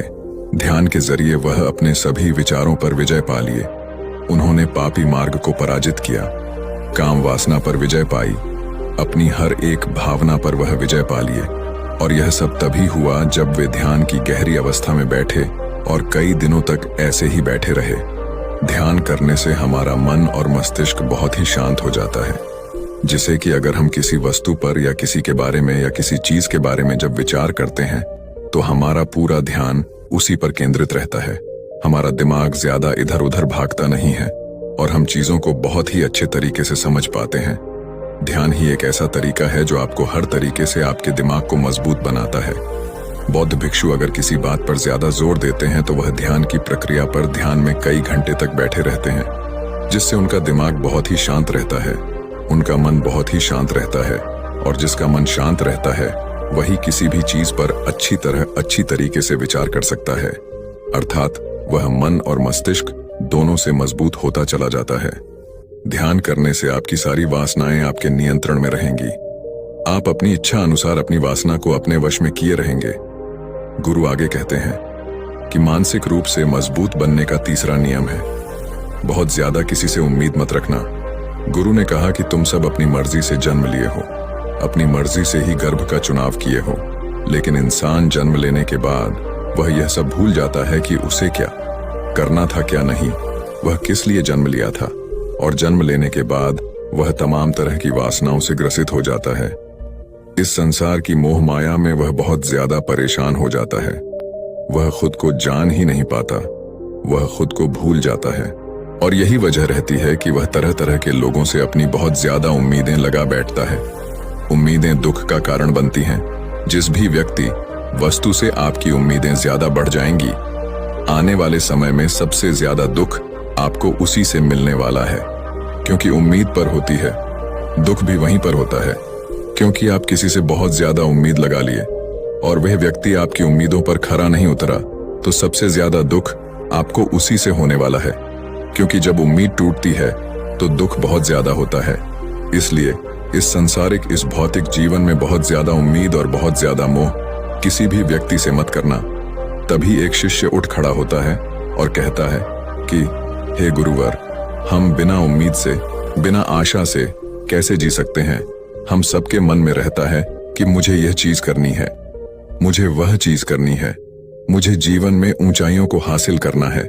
बिना उम्मीद के तो हम लोग जीवन में आगे बढ़ ही नहीं सकते। गुरु ने कहा कि कुछ पाने की लालसा, कुछ बड़ा बनने की लालसा जीवन में जरूर आपको ऊंचाइयों तक ले जाएगी। कुछ बड़ा बनने के लिए लालसा खुद से होती है, ना कि किसी व्यक्ति वस्तु विशेष से। मैं यहाँ पर लोगों के बारे में बात कर रहा हूँ कि अगर तुम यह सोचो कि मेरा दोस्त मेरे साथ हमेशा खड़ा रहेगा, या मेरे लिए मेरे साथ हमेशा खड़ा रहेगा, या आप जो सोचे वह सामने वाला इंसान आपके लिए वैसा करे, तो यह सभी चीजें बहुत ज्यादा उम्मीद और मोह को बढ़ावा देती हैं। बहुत ज्यादा उम्मीद किसी से मत रखना। खुद से उम्मीद रखोगे तो दुख बहुत ज्यादा नहीं होगा, लेकिन अगर दूसरों से उम्मीद रखोगे और वह उम्मीद पूरी नहीं हुई तो दुख बहुत ज्यादा होगा। कई बार होता है कि माता पिता जो अपने जीवन में हासिल नहीं कर पाए, वह चाहते हैं कि वह चीज उनके बच्चे हासिल करें। वह सारा भार अपने बच्चों पर लाद देते हैं। बच्चे उनके हिसाब से चले व उनकी उम्मीदों को पूरा करें। उन्होंने ने जो अपने जीवन में हासिल नहीं कर पाया, वह काम अब उनके बच्चे करें। और लगभग इस समय तो सभी के माता पिता यही कह रहे हैं। बहुत कम लोग होते हैं जो अपने बच्चों को आजाद रखते हैं। मेरी सभी से गुजारिश है कि अपनी उम्मीदों का पहाड़ अपने बच्चों पर ना थोपे। गुरु कहते हैं कि मानसिक रूप से मजबूत होने का चौथा नियम है कि पहली बार में ही किसी काम में फेल होने से डरो मत। गुरु आगे कहते हैं कि शिष्यों, अगर डर तुम पर हावी हो जाएगा तो तुम अवश्य असफल हो जाओगे। अपनी जिंदगी में वह इंसान सबसे ज्यादा असफल होता है जिसे अपने लक्ष्य को पाने का डर रहता है। अगर डर तुम्हारी जिंदगी में बढ़ गया तो तुम्हें वह असफलता की तरफ जरूर ले जाएगा, क्योंकि डर तुम्हारे आत्मबल को, तुम्हारे आत्मविश्वास को डगमगा देगा, कमजोर कर देगा। और तुम्हारा आत्मबल, तुम्हारा आत्मविश्वास कमजोर हो जाएगा तो तुम निश्चित ही अपने लक्ष्य को पाने में असमर्थ महसूस करोगे, और यही असमर्थता तुम्हें असफलता की तरफ ले जाएगी। इसलिए जीवन में जब तुम अपने लक्ष्य की प्राप्ति के लिए आगे बढ़ो तो मन में किसी भी चीज की शंका मत रखो कि मैं फेल हो जाऊंगा। अगर यह नहीं हुआ तो यह हो जाएगा। ये सब बातें अपने दिमाग में मत लाओ, क्योंकि यह सभी बातें आपको डर की तरफ ले जाएंगी। और जब डर बढ़ेगा तो तमाम शंका आपके दिमाग में पैदा होगी। आपको घबराहट भी हो सकती है, आपको नींद नहीं आएगी, रात को बेचैन मन होने लगेगा, क्योंकि आपका डर आपको असफलता की तरफ ले जा रहा है। और जब असफलता का विचार आपके दिमाग में आएगा तो आप और ज्यादा डरने लगेंगे। इसलिए जीवन में जब आप लक्ष्य की प्राप्ति के लिए आगे बढ़ जाओ तो मन में कोई शंका मत रखो, सिर्फ और सिर्फ अपने काम करने पर ध्यान दो। जब तुम काम करने पर ध्यान दोगे तो तुम कभी डरोगे नहीं, क्योंकि तुम अपने लक्ष्य की प्राप्ति के लिए काम कर रहे हो, उसके लिए जुट गए हो, तो तुम्हारा डर खत्म हो जाएगा। और जब डर खत्म हो जाएगा तो तुम जरूर सफल हो जाओगे। गुरु आगे कहते हैं कि 5वां नियम है मानसिक रूप से मजबूत बनना। वह यह है कि जिंदगी में कभी भी खुद को कोसो नहीं। गुरु कहते हैं कि जो इंसान जितना ज्यादा संघर्ष करता है वह उतना ही मजबूत बनता चला जाता है। जितना ज्यादा तुम मजबूत बनोगे उतना ही ज्यादा तुम काबिल होते चले जाओगे। इसलिए अगर तुम किसी भी चीज में असफल भी हो जाते हो, या कोई चीज तुम्हारी इच्छा के अनुसार नहीं हुई, या तुमने कुछ ऐसा कार्य किया जैसा नहीं करना चाहिए था, और इन सब बातों को लेकर के अगर तुम पछता रहे हो, खुद को कोस रहे हो, तो यह तुम्हें मानसिक रूप से कमजोर करता चला जाएगा। क्योंकि खुद को कोसना बहुत ज्यादा खतरनाक होता है। यह आपके दिमाग की क्षमता को कम कर देगा, आपकी सोचने समझने की शक्ति को कम कर देगा, आपके आत्मबल, आपके आत्मविश्वास को कम कर देगा। इसीलिए जीवन में कभी भी किसी भी कार्य के लिए खुद को कोसना नहीं, क्योंकि अगर वह कार्य तुमसे नहीं हुआ है या जो तुम सोच रहे हो वह जिंदगी में नहीं कर पाए, तो इसका मतलब यह नहीं है कि तुम असफल ही हो गए। अगर मैं यह कहूं कि यह सामने वाला आम का पेड़ है, इस पर सबसे पहले कौन सा जानवर चढ़ेगा? हाथी चढ़ेगा, बंदर चढ़ेगा, या फिर गिलहरी और या फिर शेर?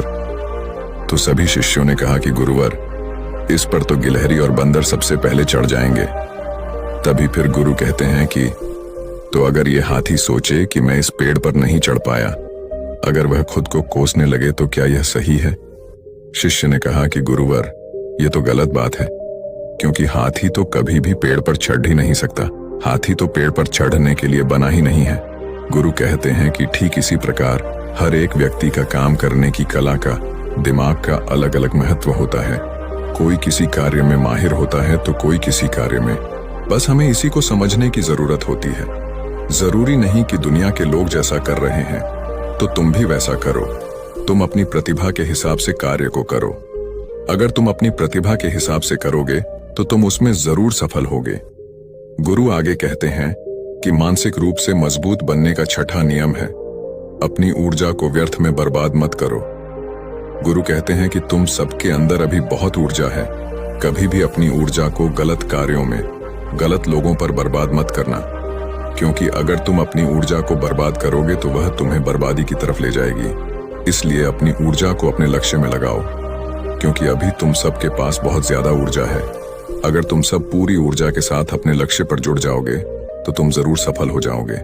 लेकिन अगर तुम ऊर्जा को गलत जगह पर लगा रहे हो तो तुम्हारी ऊर्जा बिखरने लगेगी, और जब ऊर्जा बिखरने लगेगी तो तुम कभी भी अपने लक्ष्य को प्राप्त नहीं कर पाओगे। गुरु आगे कहते हैं कि मानसिक रूप से मजबूत बनने का सातवां नियम है, सुनो सबकी लेकिन करो अपने मन की। गुरु कहते हैं कि शिष्यों, पहले ध्यान से तुम यह पता करो कि तुम्हारे अंदर कितनी क्षमता है। अगर तुम सबको अपनी क्षमता के बारे में पता है तो तुम अपनी क्षमता के हिसाब से कार्य को करो। भले लाखों लोग तुमसे यह बोले कि तुम इस कार्य को नहीं कर सकते हो, उस कार्य को नहीं कर सकते हो, तो तुम कभी भी उन पर भरोसा नहीं करना या उनके हिसाब से मत चलना, क्योंकि शरीर तुम्हारा अपना है। तुम्हें खुद के बारे में सबसे ज्यादा तुम ही जान पाओगे। कोई दूसरा तुम्हारे बारे में तुमसे ज्यादा नहीं जान पाएगा। तुम सबको अपने अपने बारे में पता होगा, अपनी अपनी क्षमता के बारे में पता होगा कि तुम इस कार्य को या किसी भी कार्य को कैसे कर सकते हो। कोई किसी कार्य को बहुत जल्दी कर सकता है तो कोई थोड़ा समय लगा सकता है। ये सब बातें तुम सबको खुद के बारे में सबसे ज्यादा तुम ही को ही पता होगी। इसलिए तुम्हारे अंदर जो क्षमता है, अपनी क्षमता के हिसाब से ही अपने कार्य का चुनाव करो। और जब तुम अपनी क्षमता के हिसाब से कार्य को करोगे, खुद के अंदर की आवाज को सुनोगे, तो तुम जीवन में जरूर आगे जाओगे। कई बार होता है कि लोग खुद की क्षमता को पहचानता ही नहीं। जैसा दूसरे लोग कह रहे हैं वह वैसा ही करने लगते हैं और अपनी जिंदगी का ढेर सारा समय यूं ही बर्बाद कर देते हैं। उनसे ऐसा काम करने को कहा गया था तो वह भी वैसा ही काम करने में जुट गए, बिना सोचे समझे कि उनकी क्षमता कितनी है या उनकी प्रतिभा उस कार्य में है कि नहीं। तो ऐसे लोग कभी भी अपने लक्ष्य को प्राप्त नहीं कर सकते, क्योंकि जो इंसान अपनी खुद की क्षमता को नहीं पहचान पाएगा वह जीवन में कभी भी सफलता अर्जित नहीं कर पाएगा। यह शरीर तुम्हारा है, यह दिमाग तुम्हारा है। सोचने से समझने की शक्ति भी तुम्हें ही तय करनी है। तुम्हें पता होना चाहिए कि तुम्हारा शरीर कितना मजबूत है, कितना ताकतवर है और इसमें कितनी क्षमता है। और अगर क्षमता नहीं है तो अपने शरीर की क्षमता को बढ़ाने की कोशिश करिए और खुद के अंदर की खुद की भावनाओं को सुनने का प्रयास करिए और अपनी क्षमता के हिसाब से आगे बढ़िए। फिर गुरु आगे कहते हैं कि मानसिक रूप से मजबूत बनने का आठवां नियम है, बोलना कम करो और अपने कार्य पर ध्यान दो। गुरु आगे कहते हैं कि जो इंसान बहुत ज्यादा बोलता है वह अपनी ऊर्जा को यूं ही नष्ट करता रहता है, क्योंकि जो बोलता ज्यादा है वह सोचता कम है, क्योंकि उसने अपनी सारी की सारी ऊर्जा बोलने में खपत कर दी तो वह सोचेगा क्या उसे सोचने का समय ही नहीं मिल पाया। लेकिन जो इंसान कम बोलता है उसे सोचने का समय ज्यादा मिल जाता है। और जब तुम किसी बात पर या किसी तत्व पर ज्यादा विचार करोगे तो जाहिर सी बात है कि तुम्हारे दिमाग में तमाम विचार आएंगे और वह विचार ही तुम्हें सफलता की तरफ ले जाएंगे। गुरु कहते हैं कि शिष्यों, अगर मैं तुमसे कुछ सवाल पूछता हूं तो सबसे पहले तुम सोचते हो, तुरंत बोल तो नहीं देते। लेकिन अगर कोई यहां बैठा है और वह अपने साथी से बात कर रहा है, अपने दूसरे गुरु भाइयों से बात कर रहा है, तो वह कभी हमारी बात पर ध्यान नहीं दे पाएगा, और जब हम प्रश्न पूछेंगे तो उसका गलत जवाब वह दे देगा, क्योंकि वह बोलने में अपनी ऊर्जा व्यर्थ कर रहा है। वह हमारी तरफ तो ध्यान दिया ही नहीं। लेकिन जो शिष्य शांत है, हमारी बात को ध्यान से सुन रहा है, तो वह सोच विचार करके पूर्ण तरीके से उत्तर देगा, और उसके उत्तर भी सही होंगे। इसलिए शिष्यों, कम बोलने का अभ्यास करो। जब तुम कम बोलने का अभ्यास करोगे तो तुम किसी भी बात पर, किसी भी तथ्य पर ज्यादा विचार कर पाओगे। तो जाहिर सी बात है कि समस्या का समाधान जरूर निकल कर आएगा, और कम बोलने से तुम्हारी ऊर्जा की भी बचत होगी। उस ऊर्जा को सोचने में लगाओ। गुरु कहते हैं कि शिष्यों, यह थे मानसिक रूप से मजबूत बनने के 8 नियम। अगर तुम सब यकीन के साथ इन 8 नियमों का पालन अपनी जिंदगी में करते हो तो तुम मानसिक रूप से अवश्य मजबूत बनोगे। फिर कोई परेशानी, कोई भी रुकावट तुम्हारी जिंदगी में नहीं आने वाली है। दोस्तों, आज आप जान पाएंगे कि गहरी नींद क्या है, नींद को गहरा कैसे किया जाए, सोने का सही तरीका क्या है। अगर आप इन तरीकों को जानेंगे तो आपको बहुत ही अच्छी और गहरी नींद आने लगेगी।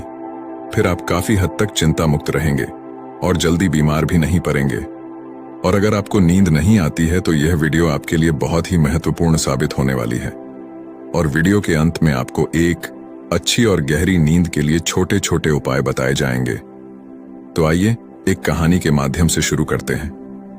दोस्तों, एक बार की बात है, एक अमीर सेठ एक बौद्ध भिक्षु के पास जाता है और वह उन बौद्ध भिक्षु से कहता है, हे महात्मा, मैं अपनी नींद से बहुत ही परेशान हूं। बहुत कोशिश के बाद भी मैं देर रात तक सो नहीं पाता, और रात में सोने से पहले मेरे मन में दुनिया भर के विचार चलते रहते हैं, और जब मुझे नींद भी आ जाती है तो मैं पूरी रात करवटें बदलता रहता हूं, और मुझे चैन की नींद कभी भी नहीं आती। और जब सुबह मेरी नींद खुलती है तो मुझे कुछ अच्छा महसूस नहीं होता है। मैं खुद को थका हुआ और अशांत महसूस करता हूं। कृपया आप मेरी समस्या का समाधान बताइए। बौद्ध भिक्षु ने कहा, इससे पहले कि मैं तुम्हारी समस्या का समाधान बताऊं, तुम्हें गौतम बुद्ध की गहरी नींद के रहस्य के बारे में जानना होगा। फिर सेठ ने कहा, हे महात्मा, जैसी आपकी इच्छा। बुद्ध ने कहा, जब तथागत गौतम बुद्ध सोते थे तो वह पूरी रात एक ही अवस्था में रहा करते थे। वह कभी भी करवट नहीं बदलते थे। वह जिस अवस्था में रात्रि को सोते समय रहते थे, ठीक उसी अवस्था में वे सुबह सोकर उठते थे। गौतम बुद्ध का एक प्रिय शिष्य था जिसका नाम आनंद था। वह भी गौतम बुद्ध के पास ही सोता था। वह सोते जागते हर पल गौतम बुद्ध को देख बहाल करता और उनकी सेवा भी खूब किया करता था। आनंद को यह बात बहुत परेशान करती थी कि आखिर गौतम बुद्ध पूरी रात कैसे एक ही अवस्था में गुजार देते हैं। पूरी रात वह करवट भी नहीं बदलते हैं, जबकि हम सब तो कई बार रात में करवट भी बदलते रहते हैं। जब कभी रात में आनंद की आंखें खुलती तो हमेशा गौतम बुद्ध को एक ही अवस्था में सोते पाता था। यह बात उसे बहुत परेशान कर रही थी, लेकिन एक दिन आनंद अपनी जिज्ञासा को रोक नहीं पाया और गौतम बुद्ध के पास रात को ही जाकर उन्हें मध्य रात में नींद से जगा दिया और कहा, तथागत, मुझे क्षमा करें। मैं जानता हूं कि आपसे प्रश्न पूछने का यह सही समय नहीं है, क्योंकि आप पूरे दिन ज्ञान देते हैं, लोगों की समस्याओं का समाधान करते रहते हैं। लेकिन मेरे अंदर की जिज्ञासा इतनी बढ़ चुकी है कि मैं सुबह तक का इंतजार नहीं कर सकता। इसीलिए आप मेरे प्रश्न का उत्तर देकर मेरी जिज्ञासा को शांत करें। आनंद ने आगे कहा, मैं पिछले 20 वर्षों से आपके साथ रह रहा हूं और देख रहा हूं कि आप पूरी रात केवल एक ही अवस्था में सोते हैं। सुबह भी आप उसी अवस्था में सोकर उठते हैं जिस अवस्था में रात को आप सोए थे। इसका क्या मतलब मैं समझूं?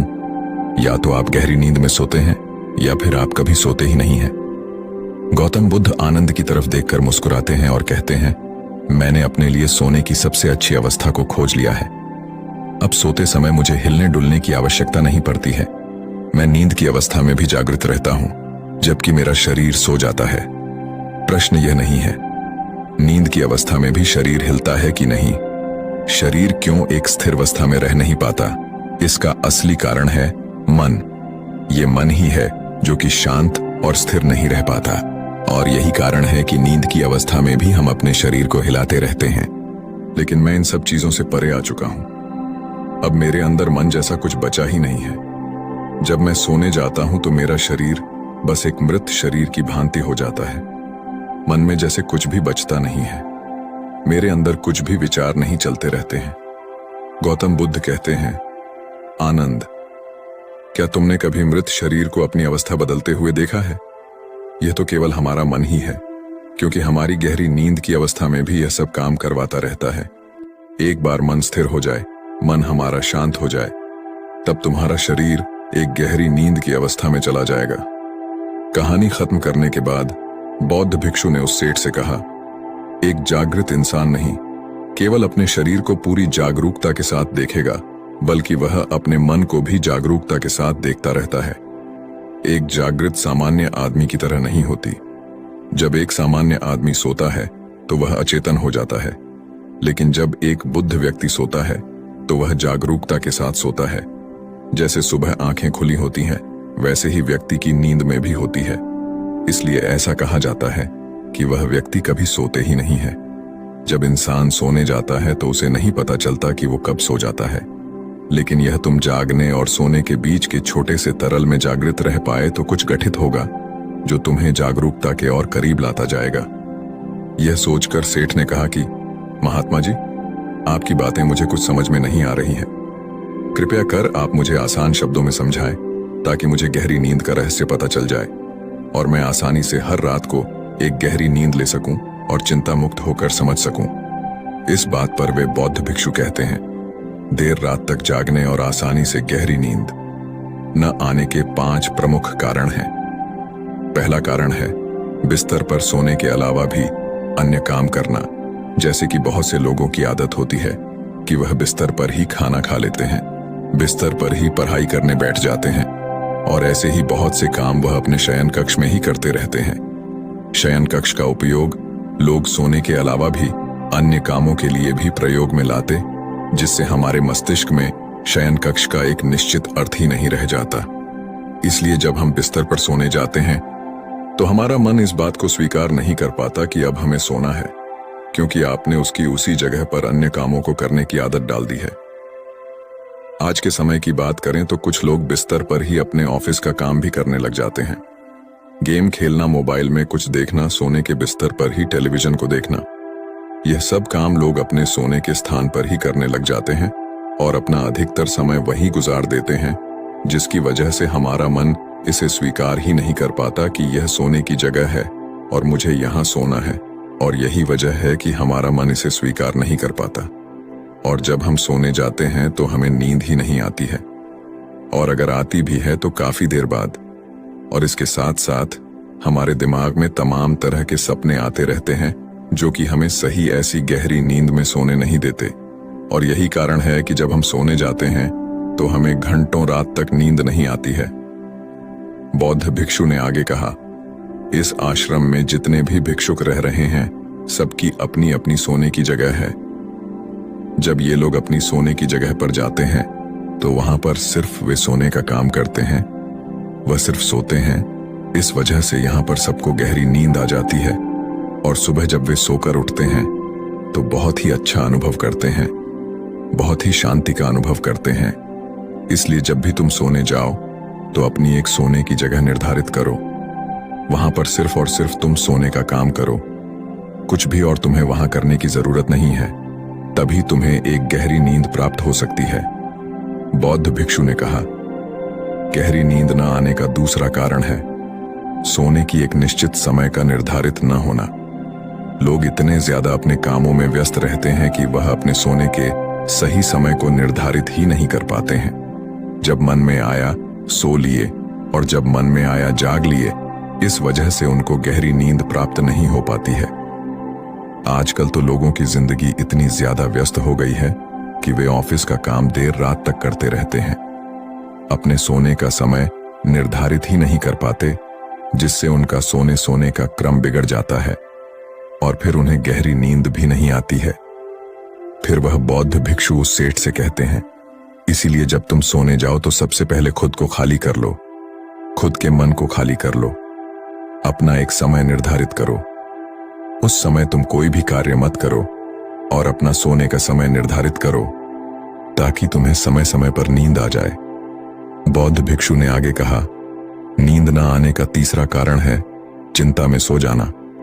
कुछ लोग जब सोना चाहते हैं तो दिन भर की परेशानियां, दिन भर की बातें वे सोचने लग जाते हैं और इस प्रकार वह अपने दिमाग को शांत नहीं कर पाते हैं। चिंता में ही सो जाते हैं और जब सुबह जागते हैं तो उसी मुद्रा में ही जागते हैं और फिर सुबह उन्हें बहुत ही थकावट का अनुभव होता है। उनका सर भारी भारी सा रहता है। इसका मुख्य कारण यह है कि वह गहरी निद्रा में सो ही नहीं पाते, जिसकी वजह से उनकी थकान भी नहीं दूर हो पाती। इसलिए जब तुम सोने जाओ तो बिल्कुल चिंता मुक्त होकर जाओ। भूल जाओ कि तुम्हारे साथ क्या हुआ था, क्या नहीं हुआ था। अपने मन को बिल्कुल खाली कर लो और कुछ भी फालतू के विचार न लाओ। अपने दिमाग में कहने का मतलब यह है, तुम शांत हो जाओ, कुछ भी इधर उधर का मत सोचो। अपने बारे में उस समय अच्छा सोचो, अच्छा महसूस करो। अगर तुम सोते समय अच्छा महसूस कर रहे हो तो तुम्हें गहरी नींद आ जाएगी और जब सुबह तुम सोकर उठोगे तो तुम बहुत तरोताजा महसूस करोगे। इसलिए तुम जब भी सोने जाओ बिल्कुल चिंता मुक्त होकर जाओ। सारे नकारात्मक विचारों को दूर कर दो। तुम नकारात्मक बातों के बारे में सोचो ही न, सिर्फ अपने बारे में अच्छा सोचो, अपने परिवार के बारे में अच्छा सोचो। अगर तुम ऐसा कर पाते हो तो तुम्हें एक गहरी नींद आ जाएगी। बौद्ध भिक्षु उस सेठ से आगे कहते हैं कि गहरी नींद न आने का तीसरा कारण है भारी भोजन कर लेना। कुछ लोग रात को बहुत सारा खाना खा लेते हैं जिसकी वजह से उन्हें अच्छी नींद नहीं आती। लोग समझते हैं कि शाम को भारी खाना खाना चाहिए, पर बिल्कुल ऐसा नहीं है। शाम के खाने को तुम हल्का करो ताकि खाना पचने में कोई दिक्कत ना हो। बौद्ध भिक्षु ने आगे कहा, अगर तुम शाम को हल्का भोजन लेते हो तो उसका पाचन बहुत ही अच्छे तरीके से होगा और तुम्हें एक अच्छी नींद की प्राप्ति होगी। भारी खाना खाने से पाचन अच्छा नहीं हो पाता है, जिसकी वजह से तुम रात को करवट बदलते रहते हो। पेट में गैस बनती रहती है जो तुम्हें रात को सही से सोने नहीं देगी। इसीलिए जब भी तुम सोने जाओ रात के खाने को हल्का करो ताकि तुम्हें अच्छी नींद की प्राप्ति हो जाए। बौद्ध भिक्षु सेठ से कहते हैं कि नींद न आने का चौथा कारण है बहुत ज्यादा नकारात्मक बातें, विचार करना। दोस्तों, जिंदगी मिली है तो दुखों का आना तो तय है। बौद्ध भिक्षु सेठ से कहते हैं, आज दुख तुम्हारी जिंदगी में है तो कल किसी और की जिंदगी में होगा। ये सुख और दुख तो जिंदगी में आते जाते रहते हैं, इससे तुम्हें लड़ना है और उसे हराना भी है। इसलिए दुख और सुख को तुम स्वीकार करो और नकारात्मक विचारों से दूर रहो। नकारात्मक विचारों के साथ साथ नकारात्मक लोगों से भी दूर रहो, क्योंकि नकारात्मक लोग तुम्हें कभी शांति से नहीं रहने देंगे। वह तुम्हें हमेशा परेशान करते रहेंगे। इसलिए ज्यादा बेहतर होगा कि तुम उन लोगों से दूर रहो। दिखावे के लिए खुद को मत बदलो। अक्सर लोग दिखावे के लिए ही पूरे दिन परेशान रहते हैं। दिखावे से कुछ नहीं होने वाला है, वह सिर्फ और सिर्फ आपको अशांति ही देगा।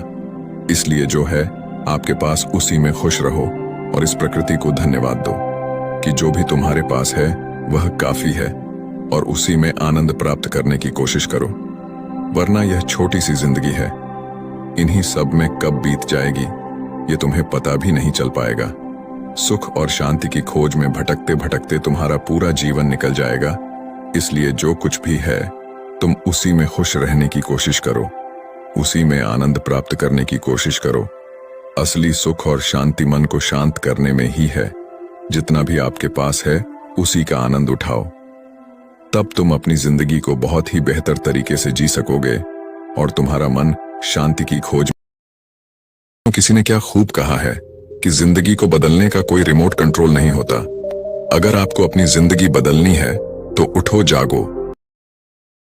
तो दोस्तों, प्रभावशाली होना, लोगों का चहेता होना किसको पसंद नहीं है। जब लोग हमें पसंद करते हैं तो इसके कई सारे फायदे भी हैं, जैसे कि आप कभी अकेले नहीं होंगे आपके किसी काम में हाथ बटाने के लिए, और आपसे प्यार करने वाले लोग आपके साथ होते हैं, या जैसे आपके लिए लोगों की रजामंदी पाना या उनका समर्थन पाना आसान हो जाता है आपके साथ कोई काम करने में। लेकिन प्रभावशाली होना कोई आसान चीज नहीं है। इसीलिए इस वीडियो में हम बात करेंगे उन 7 आदत के बारे में जिन्हें अपनाकर कोई भी साधारण से साधारण व्यक्ति भी एक प्रभावशाली व्यक्ति बन सकता है। और अगर आप इन आदतों को अपने जीवन में अपनाते हैं तो फिर आपको पता भी नहीं चलेगा और आपके आसपास के लोग आपसे प्रभावित होते रहेंगे। आप जहां भी जाएंगे लोग आपके तरफ खींचे चले आएंगे।